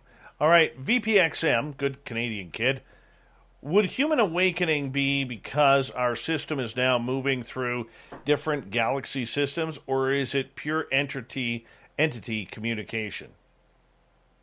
Oh, that's an interesting question with different parts that I think play different roles in the process of awakening. I think that our entire system is moving through a specific timeline. The entire universe functions and moves in a trajectory of an infinity cycle. And the infinity cycle, when you come to the center point of that, oscillates at a much higher level. And so we are at that point. We are in that moving where the vibrational frequency, everything is moving faster, higher. And so that allows us to interact with some of these interdimensional aspects of ourselves. So everything is kind of playing a role in the experiences that we're having collectively here. And we're naturally situated in a place in which these experiences are, coming into play right now. They're coming more into mainstream. They are coming available to more people. More people are remembering their experiences and being willing to talk about them. All of that is a result of the vibrational frequency in which we're collectively experiencing. Now, you talked about entity communication, or, these beings, or this other consciousness, a disembodied consciousness that is outside of our physical body. In which case, in a sense, we interact with it through our bodies. Just to be clear, our bodies are what allow us to experience these interdimensional entities, beings, whatever they are. So wherever we're at in our evolutionary awakening, in our process, make us a match to what we're going to experience. If we are more fearful of ET contact, and that is still in our realm, more likely than not, you're going to be attracting pretty traumatic experiences that are going to trigger and mirror those parts of you. If you are still in the part of healing, and in your mind, the interaction is for a higher vibrational purpose, a lot of times you will attract that kind of contact as well.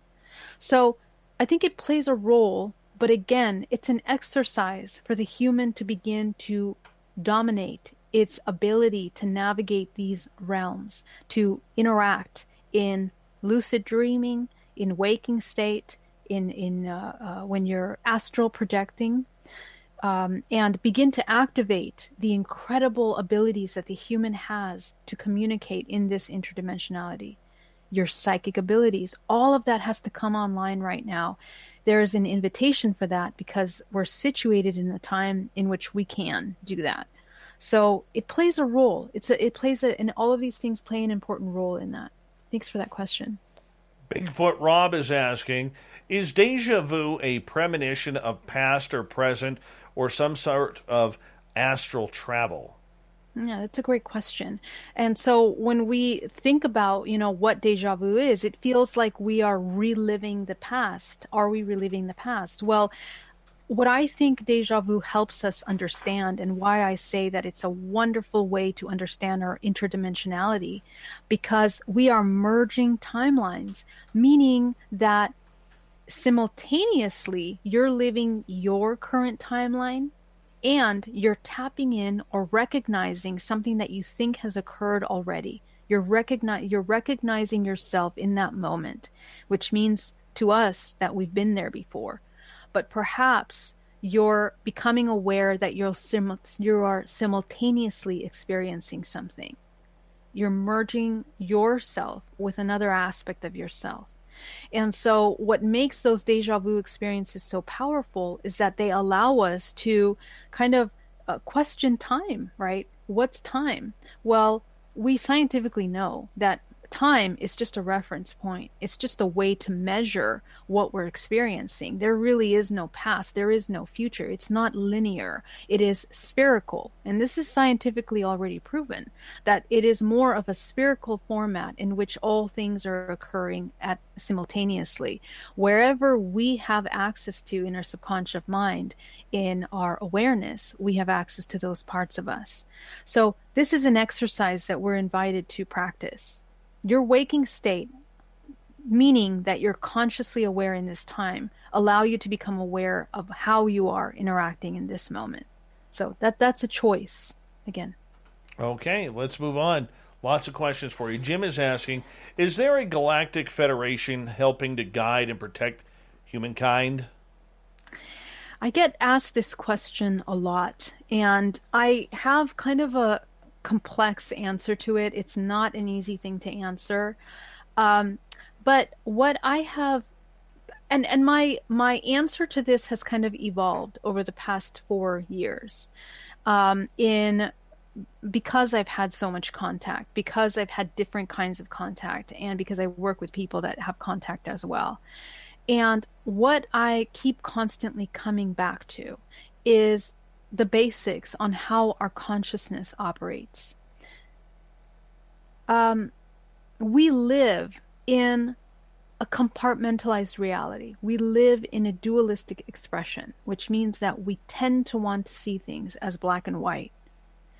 That's how we see things, because that's kind of what this world is created and designed around. Okay.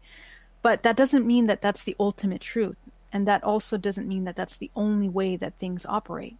When we're dealing with interdimensional consciousness, we need to push ourselves to move past the limitations of what we see in this three-dimensional physical plane. We can't keep looking at things as black and white anymore. And so now we have to educate ourselves in that our interactions are gonna go beyond, that kind of spectrum.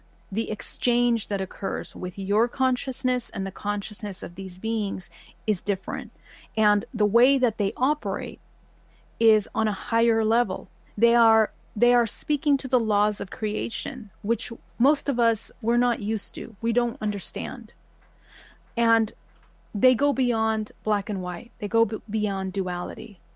The laws of creation in this three-dimensional talk about the positive and negative, feminine and masculine, uniting in order to create something. But when you start getting into other dimensional planes, you're now looking at 3-4 aspects of something uniting in order to create other aspects, other dimensional planes, other functions, other perspectives of looking at something.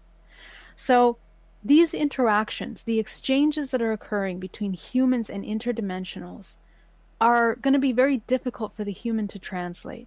And they operate on these higher levels. The idea of having experiential agreements, contractual agreements that we make with them are being done in past lives. They're being done on other simultaneous timelines, which means you can't categorize them the way you want to do it in the human form. What we may think is helping sometimes might be the opposite. What we might think is destructive might be the opposite, okay? For example, let's look at the hybridization program. The human race has been in a hybridization program since the inception of life on this planet. We see that by the traces and historically looking at our DNA, our genetic origins, and historically in history. So to negate that, would be pretty silly of us to do.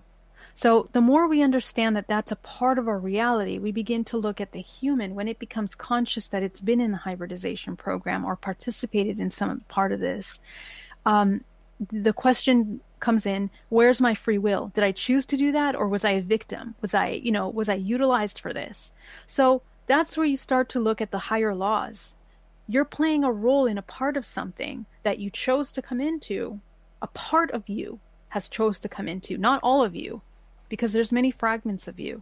And so you're living out this experience in which you are interacting in these other dimensional planes. So maybe we are helping the race by continuing to bring these new, higher, evolved beings into the timeline. Okay? And it's a very complex thing. There's no black and white answer to this. We are dealing with intelligences that are operating on a higher level, that work and respond to natural laws that transcend the human earth. It goes into other dimensional planes. And so for that reason, our ability to comprehend that is not going to apply. That's why it's so difficult, even for experiencers, to really wrap their head around this, because there's many parts to it and it's not simple. So what I say to experiencers is to use your discernment to the best ability, to the best that you can. And to me, the most important thing for the human is to quickly utilize its intuitive abilities to begin to discern how they made the contracts that they made. In my life, I realized that there's many contracts that I shouldn't, right? The idea of shouldn't, which is, it's not real. the idea that I could have made a different contractual agreement in those experiences if I was more conscious at other times. And that's a learning process that our soul goes through in order to evolve. They are experiencing that, and we are experiencing that. And together we share those experiences. So that's my take on it. It's not black and white. All right, let's move on to another question here. This one comes from Carangio. Can out-of-body experiences help psychics or empaths become better Reiki healers? Kenobi, yes. Yes, they can. Yes, they can. And the reason why is because if you are training yourself in an out-of-body experience, hopefully you are educating yourself on how the mechanics of that function, which means that you're navigating the out-of-body experiences, not being ruled by the laws of the physical realm. That means that you begin to notice how these other realms function. And those other realms are where our body expands into, the multidimensional body. We have 13 dimensions as part of our body. And out-of-body experiences are usually experienced in the 8th, 9th, 10th, 7th, 8th, 9th, 10th dimension of the body. So that means that you're beginning to access that level of information. And when you work with someone, you can also begin to recognize within them if they have the capacity to enter, if they've been in those dimensional planes, and you can begin to help navigate that, because the vibrational frequency of a person that is in and out of those higher dimensions will show. It'll show in their auric field, it'll show in their presence, it'll show in their health and the balance of their body as well. So you're speaking the language of the universe, which is energy, light, sound, vibration, and your access into those dimensional planes helps you translate what you're picking up from your subjects, your clients, and what you're healing. Let's move on here. Black Rabbit is asking, what is your opinion on Deja Rave, precog dreams? Yeah, that's another wonderful way to take a look at how we are in this kind of, let's say, co-creating kind of a holographic reality with one another. It's a really amazing way that when we kind of have these dreams that we know something's going to happen and it happens the next day, we're tapping into the DNA of the earth. The earth also has a DNA. What is DNA? It's the record keeper of information in order to create, in order to write what happens next, right? So we tap in to the Akashic records or to the records of this earth that we have access to. We all have access to. And we have access to that by entering in, quieting the analytical mind and the process mind that functions from the lower 3 chakras with the ability to access some of these higher informations. And it allows us to process that. And in that, time does not exist. Once again, we're tapping into pure form information that is, again, that spherical model. And when you tap into that spherical model, there is no beginning and end or front and back or, past and future. You just tap into information. So more and more that you practice that ability, more people are able to train that kind of intuitive ability, and they have precognitive dreams, they have these premonitions, they have these really, really strong feelings that something's going to happen because they're already tapping in, and the higher dimensions of themselves bring in that information into the now moment and play it out. So this is, it's very important. It's very important to practice that. Good call. Good call. My friend Terrence in Toronto, still heartbroken that it's been since 1967 that his Toronto Maple Leafs last won a Stanley Cup. That just feels so good to say. So good to say. Anyways, let me just... that feels good. It feels real good. Terrence is asking, is there a surefire way to decipher a dream from an experience?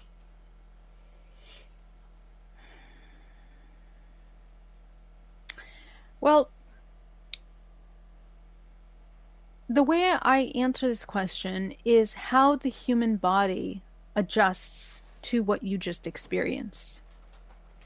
In reality, your physical body doesn't know how to discern, uh, an illusion from a real experience. Okay. So what that means and how trauma functions is that it's all based on perception, the way that you perceive and process what you've experienced. So it's the same way in these kinds of experiences. There's some people that have lucid dreams that are so powerful that they wake up and they literally can't manage their day because it was such a powerful experience. Maybe they dreamt that they died or they had something, and it really just takes their whole day off balance. So again, this is having to train the body to understand the difference between reality and illusion, in which there's no such thing. All of it is something that we're creating. Okay. And we create that based again on our beliefs, and we create it based on the way that we wish to experience things. And that's all programming. So in a dream, for example, how does the dream, how do you wake up from that dream? Do you have physical things that happen to you? An experience oftentimes, is a very physical thing. So for example, in my experience, from one day to the next, I woke up with psychic abilities. So that couldn't have happened in a dream, or we'd like to say that wouldn't have happened in a dream, because there was a literal physical and genetic change to my body from that moment forward. Something shifted completely. And I see this a lot with clients also. They wake up healed, they wake up, changed. What we're tapping into are the dimensions from the 9th up into these 13th dimensions. So the dream realm is in between those dimensions. So the way that it affects your body, in the physical, you're physically, a fractal of yourself is traveling in dream time, and in a physical experience, your entire body can be in that experience, or it can also be through astral projection. So all of you are one. All your fragments are still one piece. Your human body is one piece, and the fragments are one piece. You're experiencing it all. So I don't want to, there are very clear differences between a dream and an experience, but there's also many people that have dreams where they have ET contact, and those dreams translate into reality, or have stronger side effects in the psyche. What matters is how we move forward from those experiences. Does it affect your body? Did something change? And then, move forward from there. You're still in that non-physical realm or the physical realm. You're dealing with other dimensional timelines, and that's going to cause a huge effect on the physical body. I think we got time for one more question here. And this one comes from Jennifer. What is the one thing people could do to begin creating peace on Earth? Well, the number one thing is to create peace in you. Are you peaceful? And what does peace actually mean? I mean, a lot of people don't really realize what peace actually means, because it's a foreign thing. It's a foreign thing to a lot of us to be able to feel peaceful, to feel calm for prolonged amounts of time. How long can you go without feeling triggered or stressed by things that happen outside of you? When you can answer that question, and the answer is a week, a month, many months, then you can start coming into this other state in which we begin to change. And because we create from our mind and from our experiences, your environment will begin to mirror that. And I know this from personal experience and from working with my clients.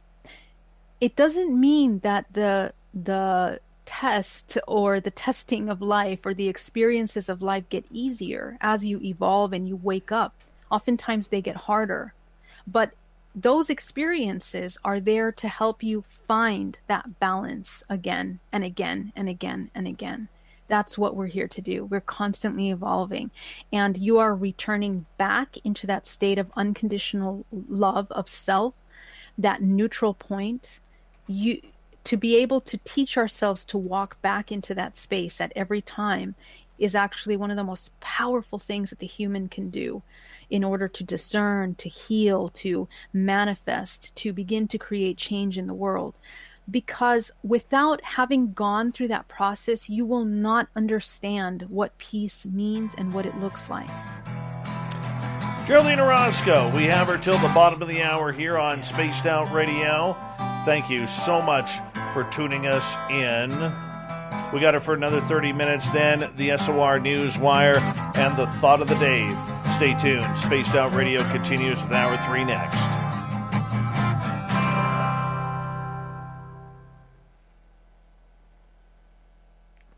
What was I saying about a coaster sticking to the cup and then it flies off, made me spill my drink over my keyboard and all over my shorts. So I have to go get a wet rag. I will be right back.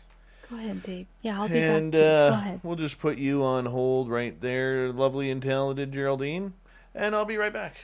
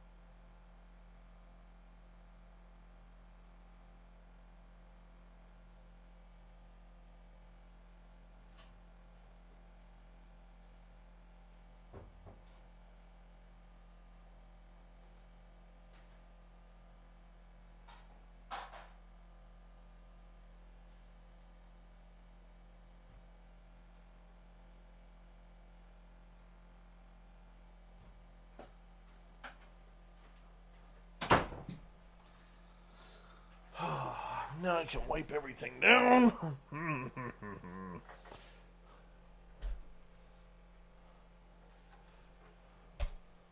Yeah, Papaya, welcome to the chat room. Thank you for joining us. So I clean off all the sticky stuff off my desk.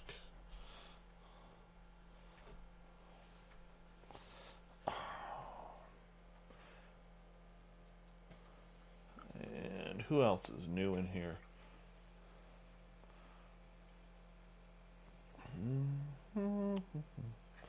I know I'm missing someone or two.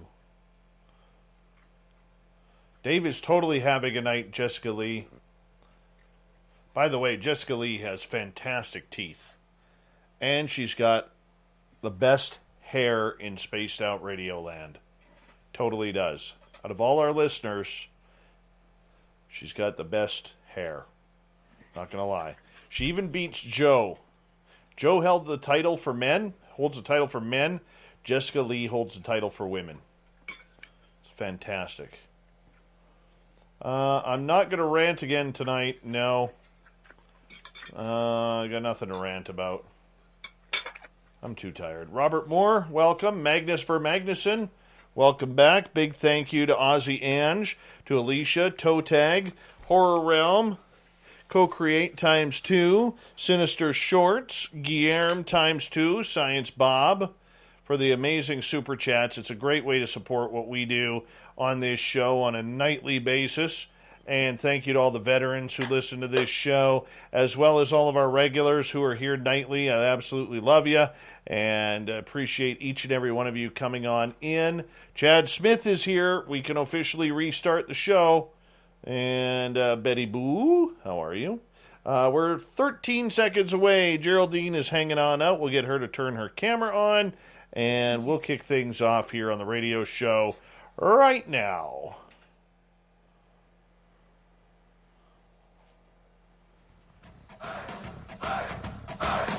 Would you like to connect with us? Head to spacedoutradio.com for all your latest show info. Now, back to Dave Scott and SOR. Third and final hour of Spaced Out Radio is now underway. My name is Dave Scott. Thank you so much for taking the time to join us. We really do appreciate earning your listening ears wherever you are on this beautiful planet we call Earth.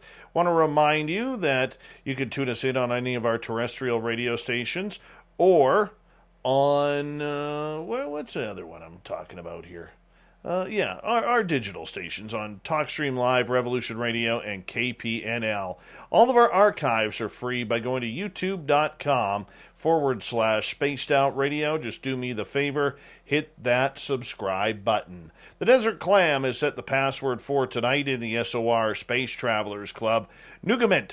Nougamint is your password. Use it wisely, space travelers, as the clam sets the password each and every night right here on Spaced Out Radio. Our website is spacedoutradio.com, where we have a plethora of features for you, including rocking out to Bumblefoot and reading up on Captain Shirk's SOR Newswire. Follow us on Twitter at Spaced Out Radio and on Instagram at Spaced Out Radio Show. For the final time tonight, we introduce Geraldine Orozco. The Spiritual You happens at the beginning of each month, where we hang out with the lovely and talented Geraldine and get into our Zen and our Chi and everything in between. Her website, GeraldineOrozco.com. Geraldine, welcome back. Hey, thanks so much. You're very welcome, and we always appreciate when you are here. Look, it's summertime. It's hot. It's disgusting. Forest fires everywhere in certain areas around me especially. How do we keep positive? How do we bring out those positive projections? Considering we can't travel, should we just astral project somewhere? Is that what we need to do, is just astral project? You know, the idea that we have to be happy and smiling and everything has to be perfect all the time really causes a tremendous disservice and pressure, social pressure, mental pressure, emotional pressure on humans. And I think that it's one of the most really disingenuous things that we can do to one another is to think that we have to be happy, smiling, in a state of Zen all the time. what we would like to do is to accept the things that are negative. And accepting is not you're saying they're okay. Accepting means that you're aware that they're happening, you understand that they're happening, and once you've processed all of those emotions that come up as a result of that, that's when you can begin to master. It's personal mastery, right? Once you begin to deal with those emotions, you begin to take a step forward where now, once you're done with that, now other emotions come in and it begins to clear your mind and you think, how do I respond to this? How can I move forward? And your choices from that point will not be charged with anger, with frustration, with, anxiety, with denial. And that is a better place for you to not be in that constant state. Most of us are in that constant state of denial, of anger, of rage, of the suppression of all the emotions that everyone says we shouldn't have, of all of these things. That's an illusion. That's not true.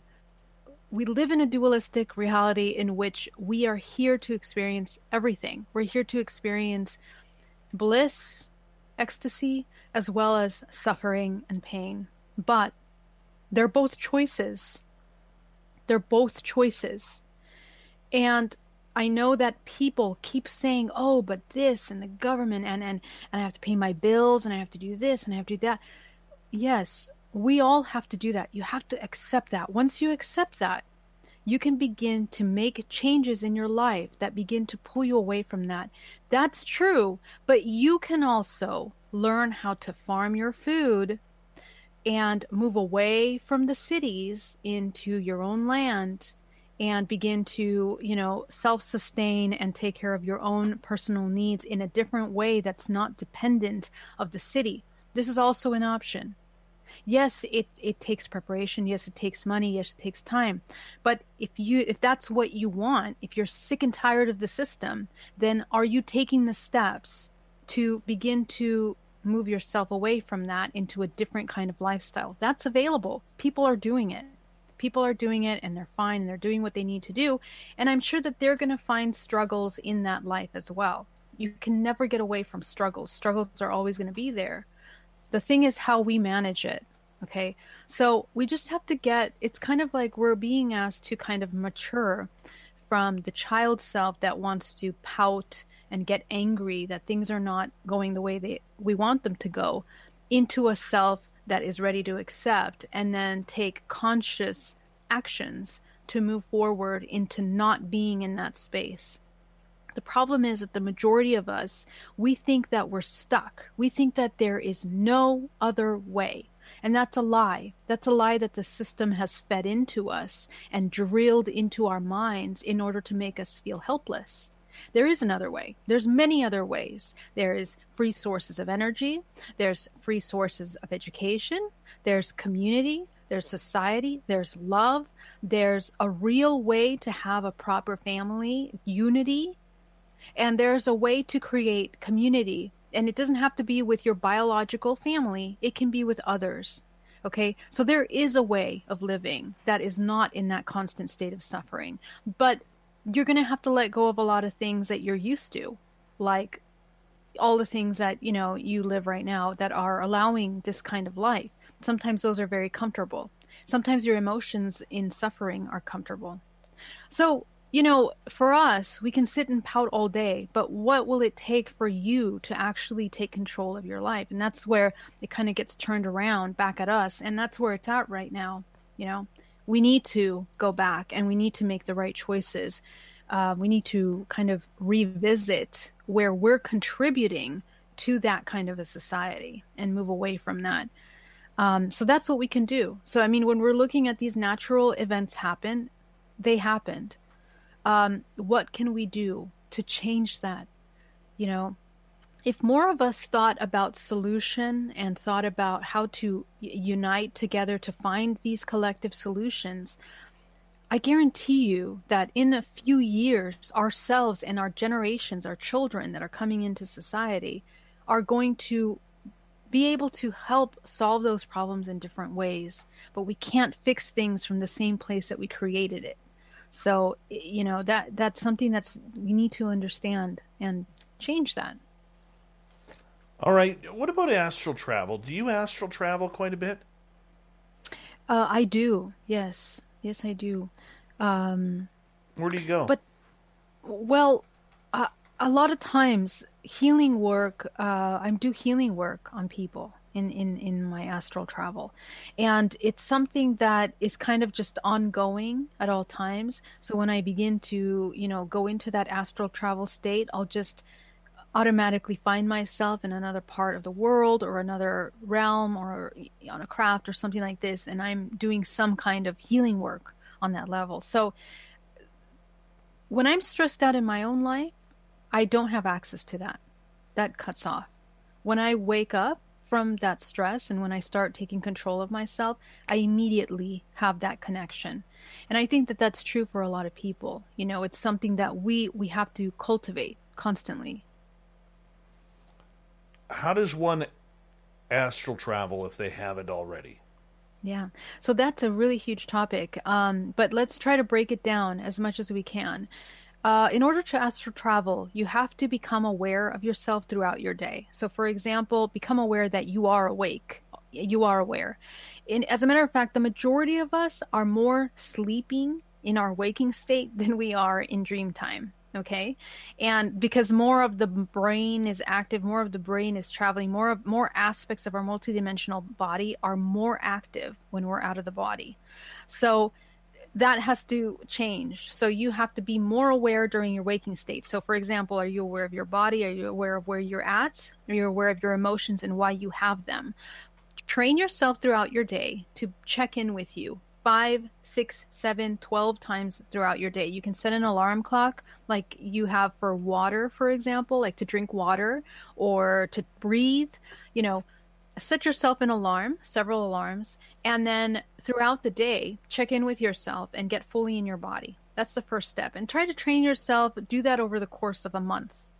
You're also going to want to kind of change your sleeping patterns. You want to start sleeping earlier between the hours of 10 and 4 p.m. is when you want to try to get 4 a.m. is when you want to try to get as much as your sleep as possible, because this is the time where the body has the ability to detach easier from the body, and the processes of cleansing of the body, like the organs are cleaning around between 2 and 4 a.m.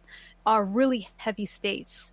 And if you eat late before you go to bed, you're going to be going into that process later and it's heavy and you won't be able to detach from your body. So make sure that you're eating early and allowing at least 4 hours before you go to sleep with empty or, already having eaten. When you're going into your dream time, you're going to begin to feel yourself detaching from the body. As soon as you start having the feeling that sometimes people feel anxiety when they're just about to detach from the body. Sometimes people feel feeling that they're falling. You need to train yourself to allow yourself to just surrender to those feelings. And that's kind of the hardest part. What my shaman taught me when I was doing this is literally, and this is really funny, to just roll off the bed a couple times, okay? And get used to the feeling. Don't hurt yourself, right? And you put pillows underneath or whatever you need to do. But get comfortable with that feeling of falling. If you like roller coasters, it might be easier for you to be okay with that feeling, okay? So allow yourself to let yourself go into that sensation. And right when you're dropping out of the physical body, a lot of times you'll hear a really loud noise, like a helicopter or like a pop or like a bang or something like this. And that's when you're detaching from the physical body. So allow yourself to be okay and don't get scared by that. That's you leaving the body. Then when you start going into the travel, that awareness that you practice throughout your day of being in the body, you're going to do that in your dream time. And I want you to say that to yourself as you are falling asleep, that you're aware of your physical body, connect with your body. Another way to help yourself go deeper into this projection is that to set your alarm around 6 a.m. or 4 a.m. and wake up. You can use the restroom. And when you come back to sleep again, that moment, again, be aware and then let yourself fall into that deep sleep. And a lot of people experience astral projection in that second time, because it's when your body has already cleansed, and it's really easy to move in and out of the physical body at that point. So those are just some tips that I can give you to kind of get into that. But the number one way to begin to practice that is to practice your conscious awareness throughout your waking state. And I found naturally that that's how I was able to do astral projection. And keep in mind that this is training for death, because we have to be okay with those same fearful processes when we're leaving the physical body at the time of death. So, again, this was studied for many, many ancient civilizations. We're just tapping into something that, we've already known. Yeah. Rock and roll. We've got about 9 minutes left with you tonight. Okay. And time's flowing on by. When it comes to astral travel, what should we look to accomplish while we're on our journey? Wow, that's a powerful question. I think that you are here to create. I think that when I think of all of the possible reasons that mankind is here, and based on the natural laws of creation of our reality, so a lot of people say, oh, we're here to experience things, but I think that it goes a little beyond experience. I think that we are here to create. I think that if you are in your state of creation, which means that you are congruent with the things that you're doing, it's incredible what man can create. And I think that that's the most powerful thing, whether we're creating life or where we're creative with, some artwork or something to change the world, or even just to heal and to experience in your body and create through your everyday experiences. That is what the human is here for. So if you are not creating, if you're stagnant and stuck and depressed and angry and in denial of the things that are happening in yourself and around you, you're not going to be creating anything. So you have to really take a long, hard look. The last day in your life, when you're on your deathbed and you look back, is that going to be something that you're happy with? Is that will that have fulfilled you, and all of the potential things that you could have been experiencing?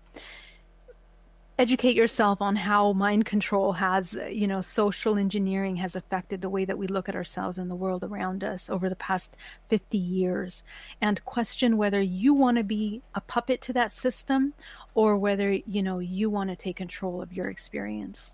So that's kind of where I would end it. All right. 11 is asking, is it true that meditating in dreams is more effective than meditating while awake? Oh, that's interesting. I have done, I have done meditation in dream time. In a sense, it is more powerful in that you're not limited by the physical body and the limitations that are perceived limitations of the physical body. But when you practice meditation and working with your energetic body for a long amount of time, it's the same. You should have the same effect on your physical body, to heal the body, to balance the body, to nurture, to grow, to develop. So you should be able to have the same effect on your physical body. Remember that we're working on different levels. In dream time, you're in the 8th, 9th, 10th dimensional plane. So you have access to those planes. The more you navigate them, the more you get acquainted with them, the more you can work on those higher dimensional planes and then move higher, right? And that's the purpose. Hopefully we get to those higher levels. Yeah. Last night, I had a series of 4 lucid dreams. Oh, interesting. I know there was 4. I don't remember a single one. And I know that I woke up very tired this morning. Wow, interesting. I know like it might be contact. No, I know it wasn't contact. Oh, okay. Because there was no aliens around. Uh-huh. No aliens around. And normally when I have contact, there's aliens around. There's aliens. Okay, very cool. Wow. So I'm not very sure about the full extent or causation of lucid dreaming. And there's a lot of people out there who experience this and may not even know they're having these very real-like experiences. How would you define them? How do I define them? I mean, I'm constantly in these other dimensional planes. So to me, it's just a part of the structure of our reality. Okay. And I look at historically how we have trained ourselves to dive into these other dimensional planes through lucid dreaming.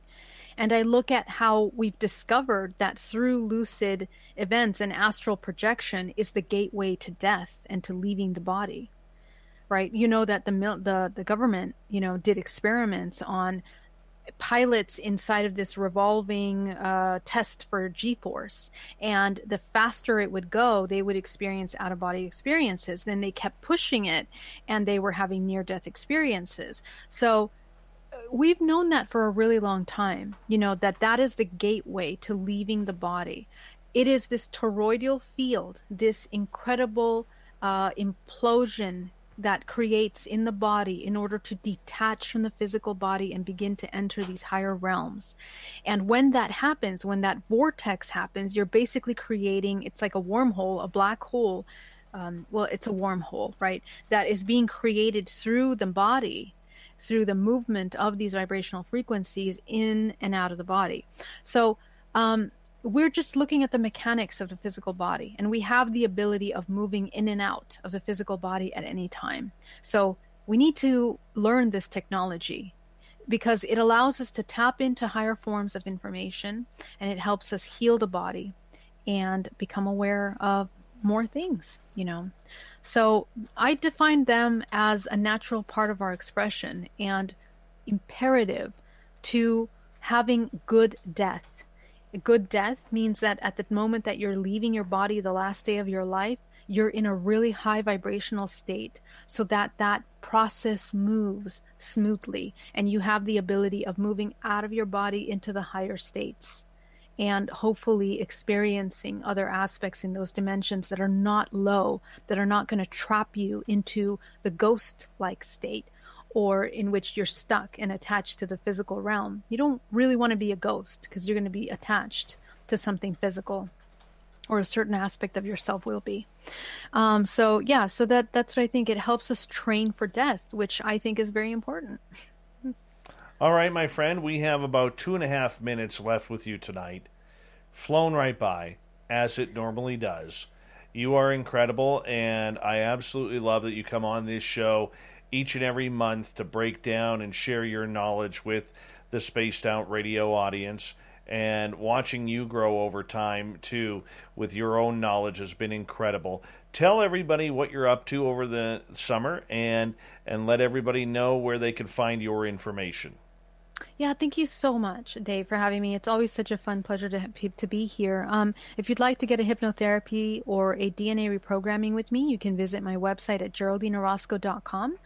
And I will be speaking at the Higher Self Expo July 17th.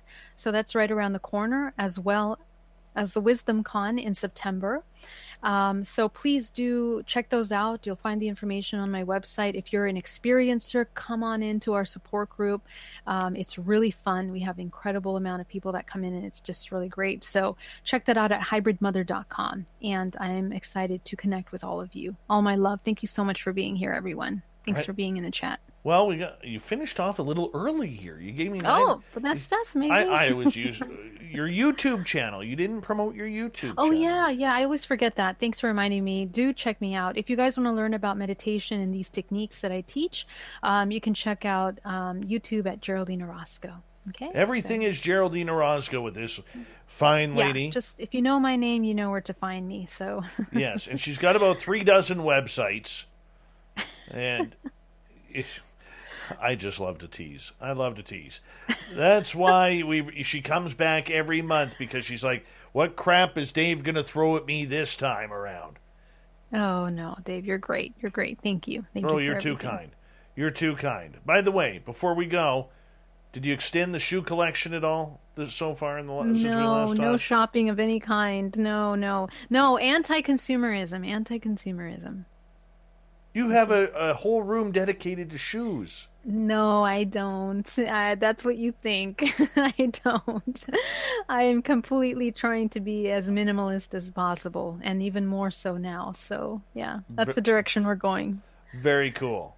Minimalist Geraldine Orozco at GeraldineOrozco.com, and we love her around here. She's like a sister to me, and Yes. I absolutely adore her.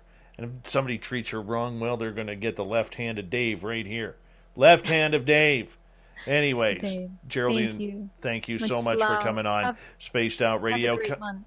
Coming up next, we have the SOR Newswire. We have the Thought of the Dave. Shirky Poo's got us all set up. Oh, it's going to be a good one. I think she actually found her glasses tonight. Find us some great stories. We'll be back with more Spaced Out Radio in the final half hour right after this.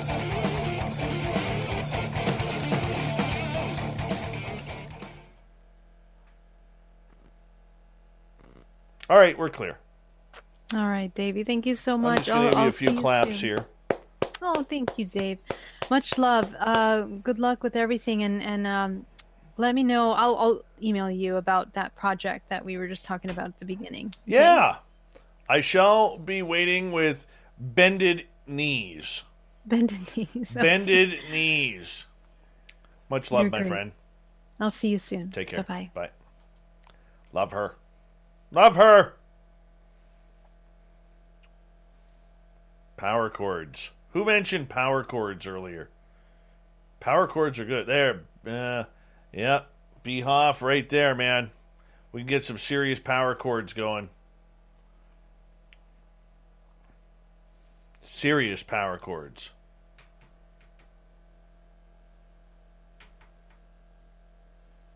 Do do do do do do do do do do do do do do do do do. Power chords. They sound so good. Yeah, they do.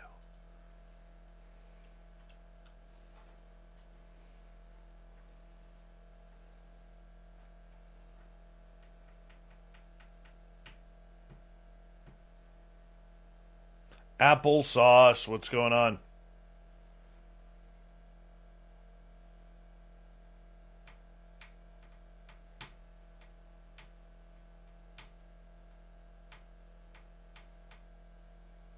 Joe's Maine. Why don't you hook up one of your guitars, and after the show we'll hook up with you and we can play. Just power chords. I only know a couple. Don't beat the hell out of me on your guitars. Grandmaster gets all the UFO babes.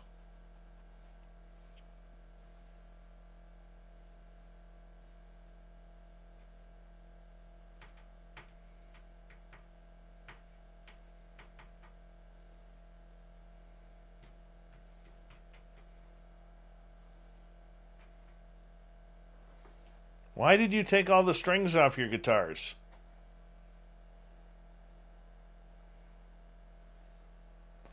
I need to get a distortion pedal. Paul Holland probably has about 800 distortion pedals down in Australia. Paul Holland, you can come jam with us.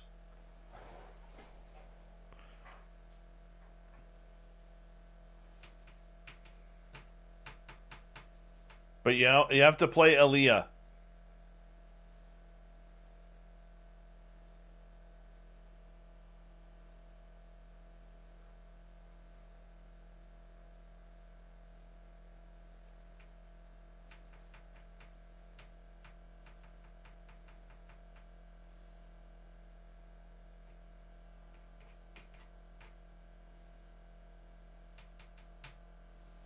J Fox Hunter, how you doing?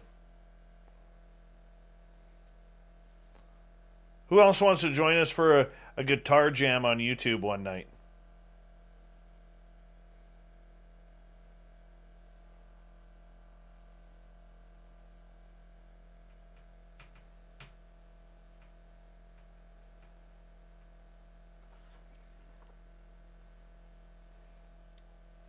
Stu Gerson.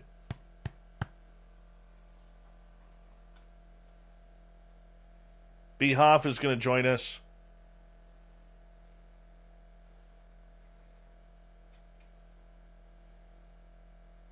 Behoff wants this guitar right here.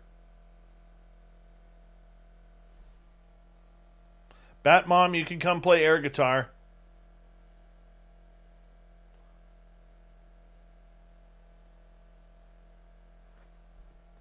Paul Holland, if you're half owner of a Valve amp company, why are you holding out on us, my friend? Good night, Ozzy Ange. Thank you for the super chat earlier. We're going to have Lunar Tina on bass for us.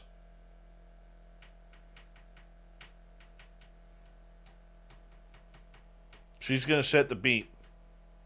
Michael Haywood, nice to have you here.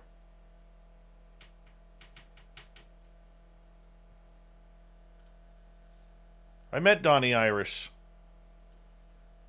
a few years ago.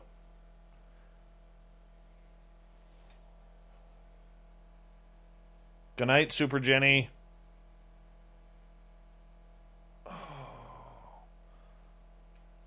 Grandmaster, I want a picture of your Les Paul.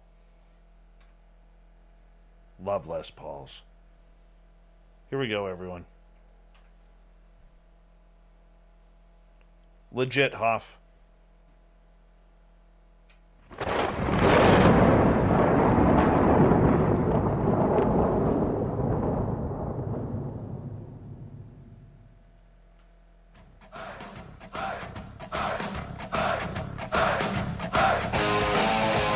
We rounded third. We're heading for home tonight on Spaced Out Radio.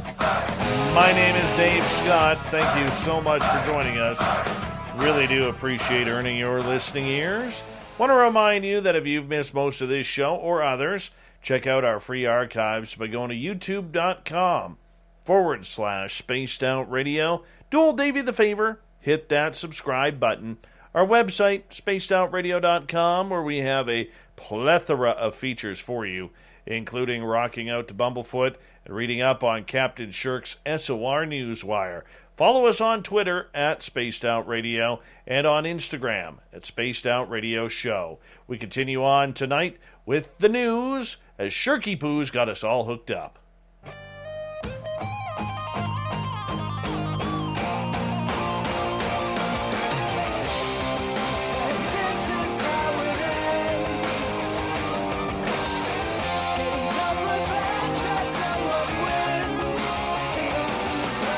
The news is always changing.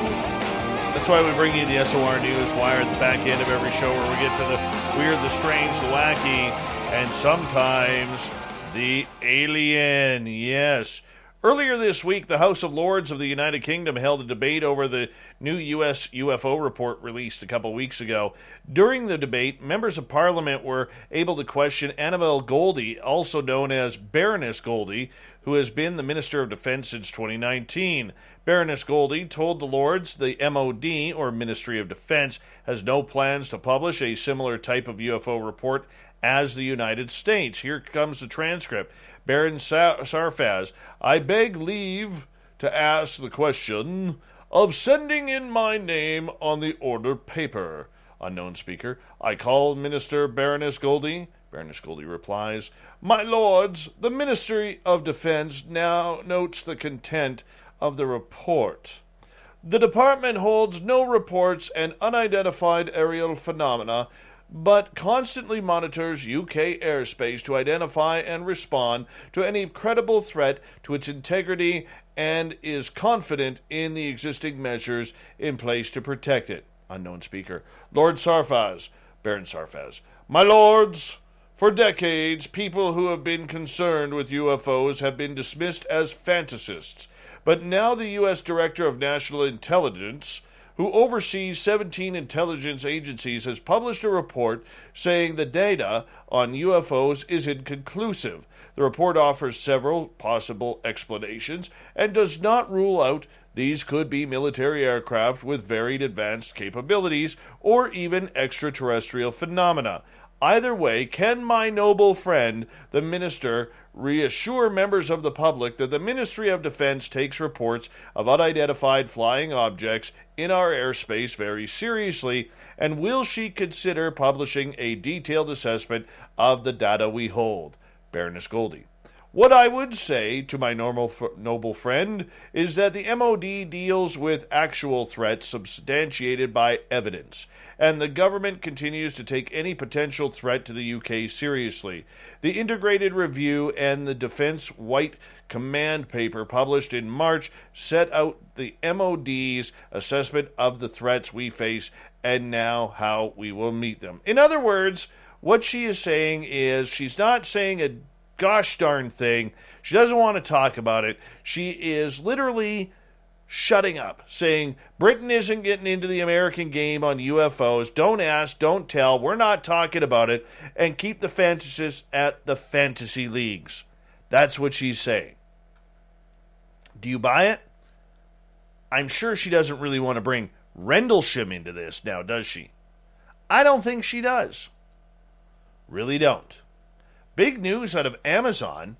Founder Jeff Bezos stepped down as CEO, handing over the reins as the company navigates the challenges of a world fighting to emerge from the coronavirus pandemic.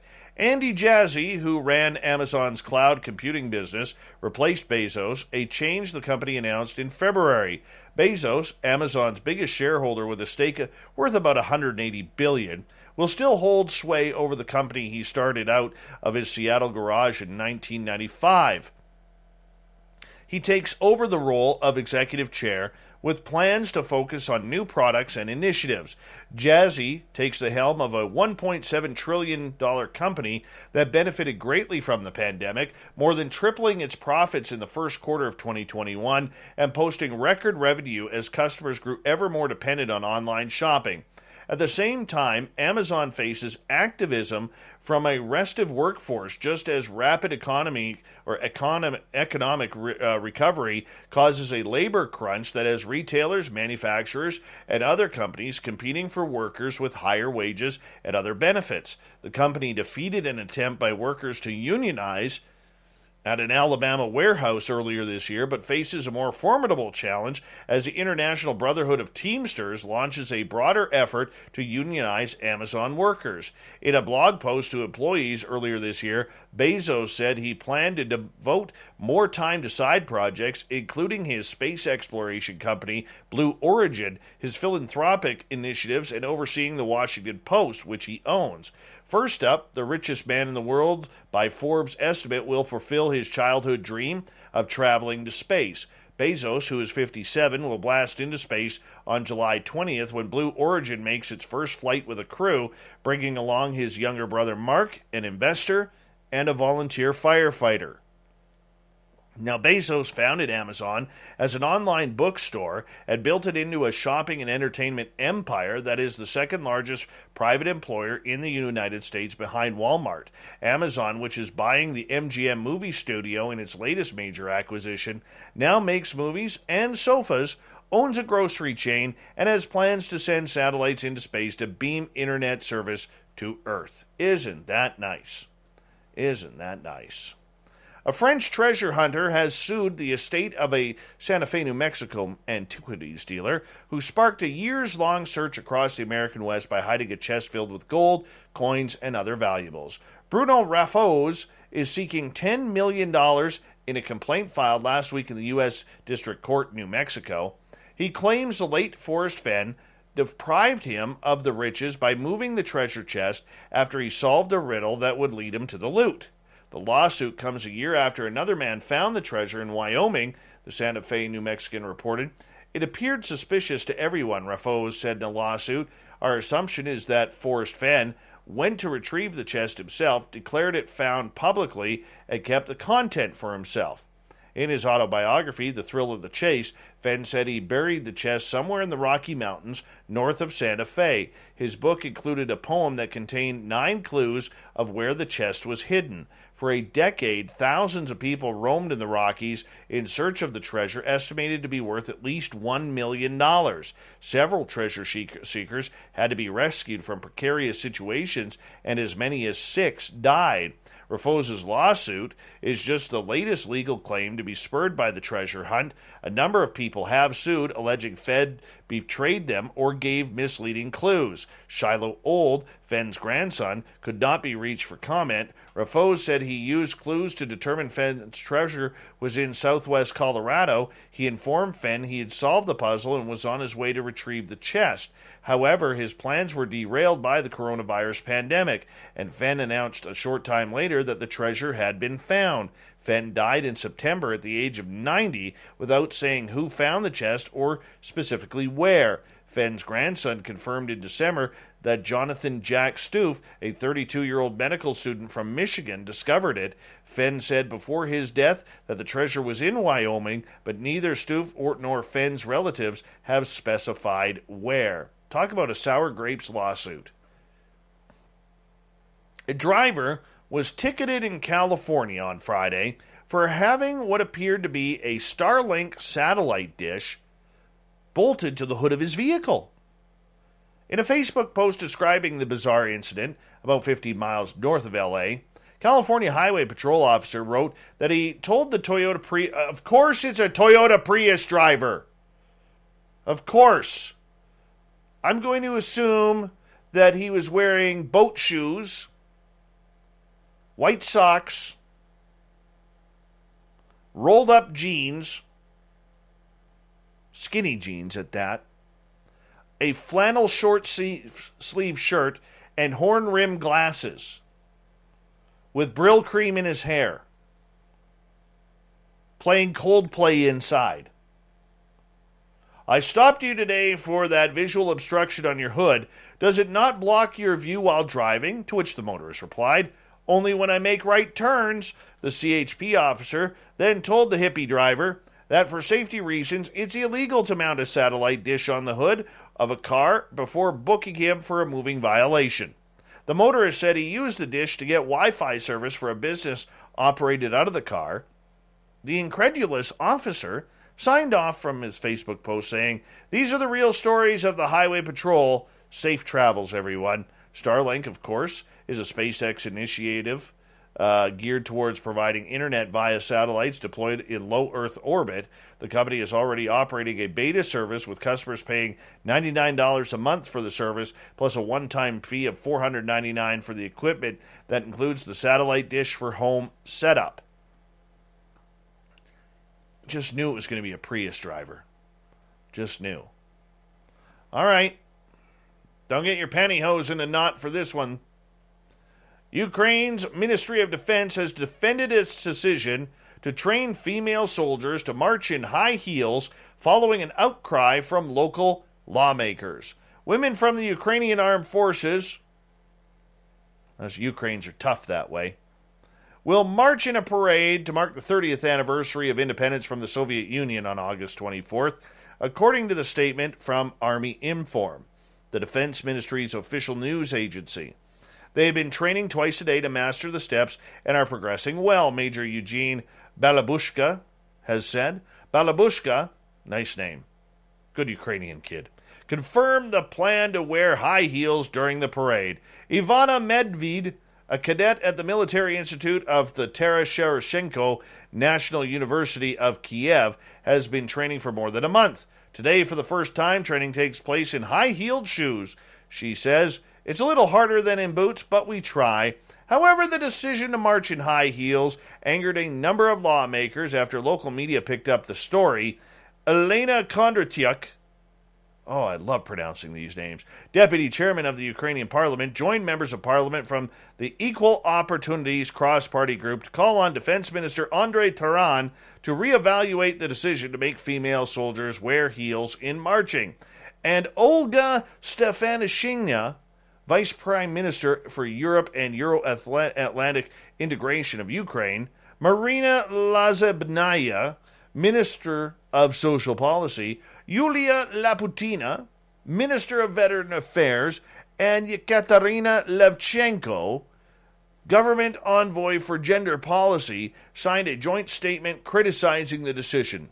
Shoes with heels are incompatible with the combat capability of soldiers, and a Prussian step on a parade in such shoes is a deliberate harm to the health of the soldiers, reads the statement.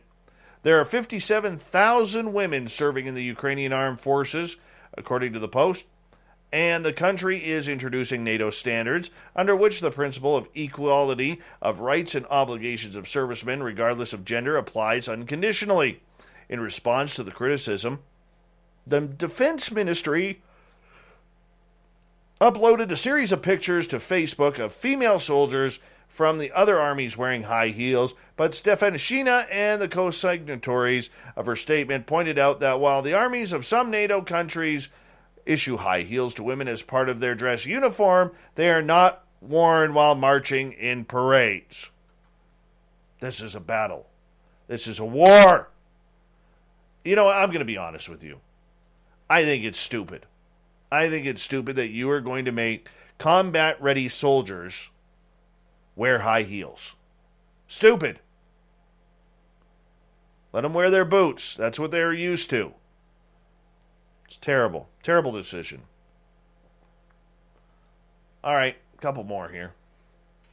An 8-year-old boy is currently in stable condition after surviving a shark bite on the Florida beach on the 4th of July.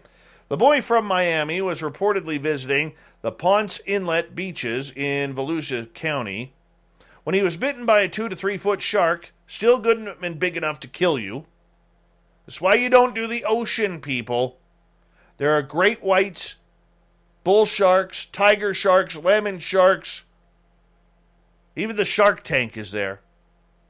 Mr. Wonderful would bite you. The unidentified minor was treated in hospital, at the scene, and then at hospital. He's going to be okay. The boy was bitten in the right leg, got a couple of stitches. On average, 8 to 10 shark bites per year in the Volusia County beach. Yeah, usually always non-life-threatening. However, the University of Florida's International Shark Attack File designated Volusia County as the shark bite capital of the world following its 2020 data collection. Luckily, there have been no fatal shark attacks reported in Florida nor the rest of the country so far in 2021, but there is plenty of time for Jaws to get its revenge. We can probably all agree that a functional justice should be based on proportional punishment. Right? Right? Well, for the most part, things luckily work more or less as they should. Sometimes, though, the scales of justice tip in the wrong way. We got one for you here. Yeah. So anyways, let's talk about the case of Rolf Castell of Arkansas. Back in 1981, Castell, who is now 70 years old, robbed Senior Bob's Taco Hut in Port Smith. During the robbery, he waved a toy water gun at then 17-year-old cashier Dennis Shuttleman. Castell made off with about $264. He didn't get to enjoy the money for long, though. He was soon caught, tried, and convicted. Now, what would you consider an appropriate punishment for stealing a couple $100 with a toy gun? Or a water gun, for this matter? A couple months? Maybe a year? A fine? Community service? No. He got life in jail. In 1981, when he was 29 years old, Castell was sentenced to life in prison for aggravated robbery in addition to be fined $15,000. Now, make no mistake, Castell committed the crime. He's guilty of that. Had to be punished. But it's hard to comprehend a court and jury coming up with a life sentence. Castell really didn't steal a large amount of money. Additionally, no one was hurt, didn't violate any firearms laws. The robber himself doesn't understand the reasoning, but the cool part about it is he's been sitting behind bars for 40 years. He's getting out. His sentence was commuted. Governor Hutchinson commuted his sentence July 1st. The applicants intended for pardons had been completed all jail time, fulfilled all parole and probationary requirements, paid all fines to their sentences. He's not quite out of prison yet, though. Hutchinson's clemency grant has triggered a 30-day public feedback period on his case. On August 4th, our next clemency release date, if there are no negative developments, the proclamation of Castle's commutation will be issued. 40 years for waving a water gun. Well, you know what? Let's go to the thought of the Dave. I think that's a good time.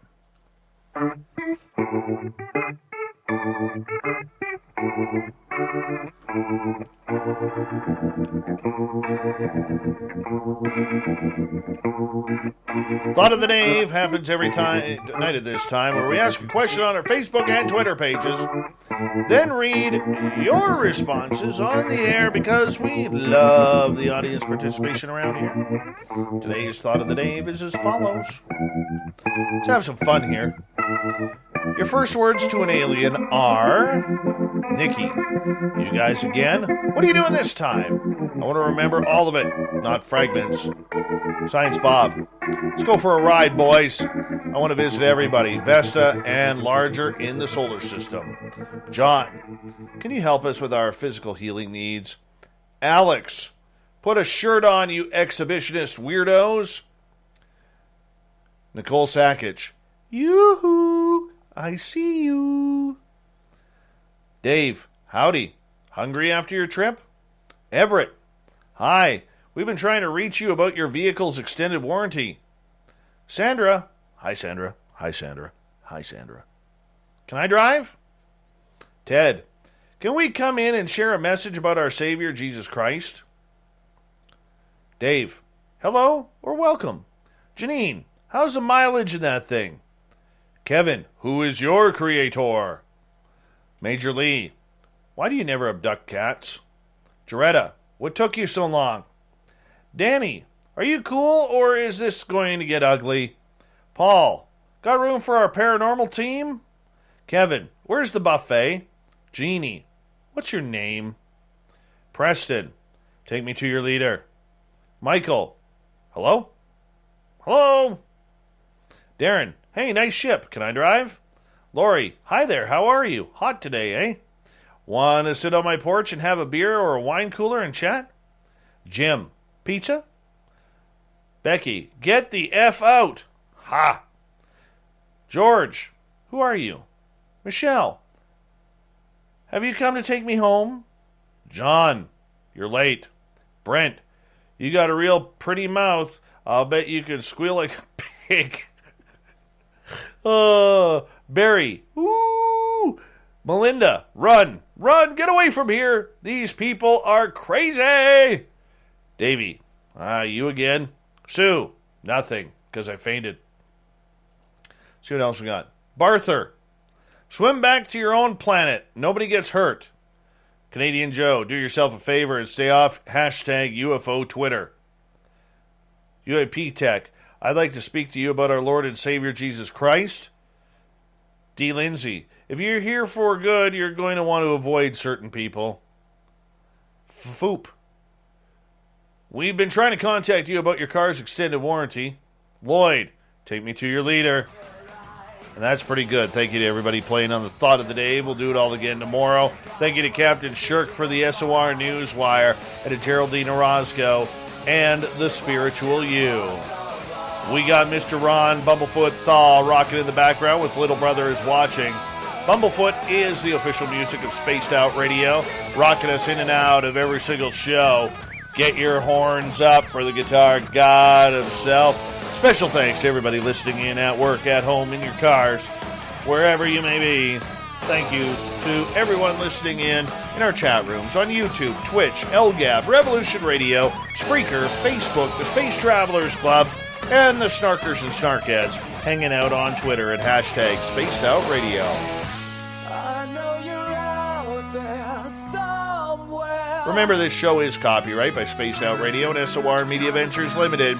Thank you so much for choosing to share your evening with us, because together, my friends, Make a mistake. We're watching.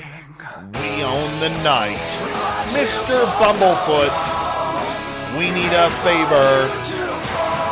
We need you to take us home.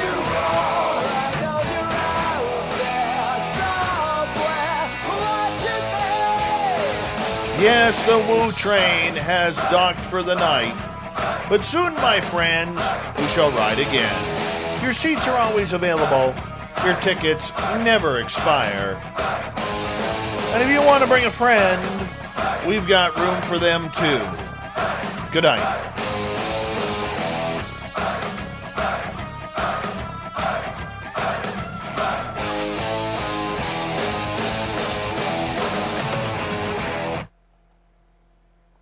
Everyone loves the great outdoors, but let's face it, the heat can be brutal for never-ending summer projects. At SunSouth, we've got you covered with fast and efficient John Deere equipment, so you'll spend less time sweating and more time doing. And with 0% financing up to 72 months on select John Deere equipment at SunSouth, you'll not only save time, you'll save money, and that's pretty cool. Do more and save more with John Deere equipment from SunSouth. Equipment for those that do. Some restrictions apply. See dealer for details. Expires July 31st, 2021. Sleeping cool and comfortable is impossible when the world's against you. And with the windows shut, it's not any better. You need the cooling power of a Purple mattress. It's comfort reinvented thanks to the grid. It's super breathable, allowing air to flow through, so you sleep cool all night long. And it cushions your curves, so you're comfortable no matter how you sleep. For a limited time, get a free set of sheets plus a free pillow with the purchase of select mattresses. Go to purple.com/sleepin. Terms apply.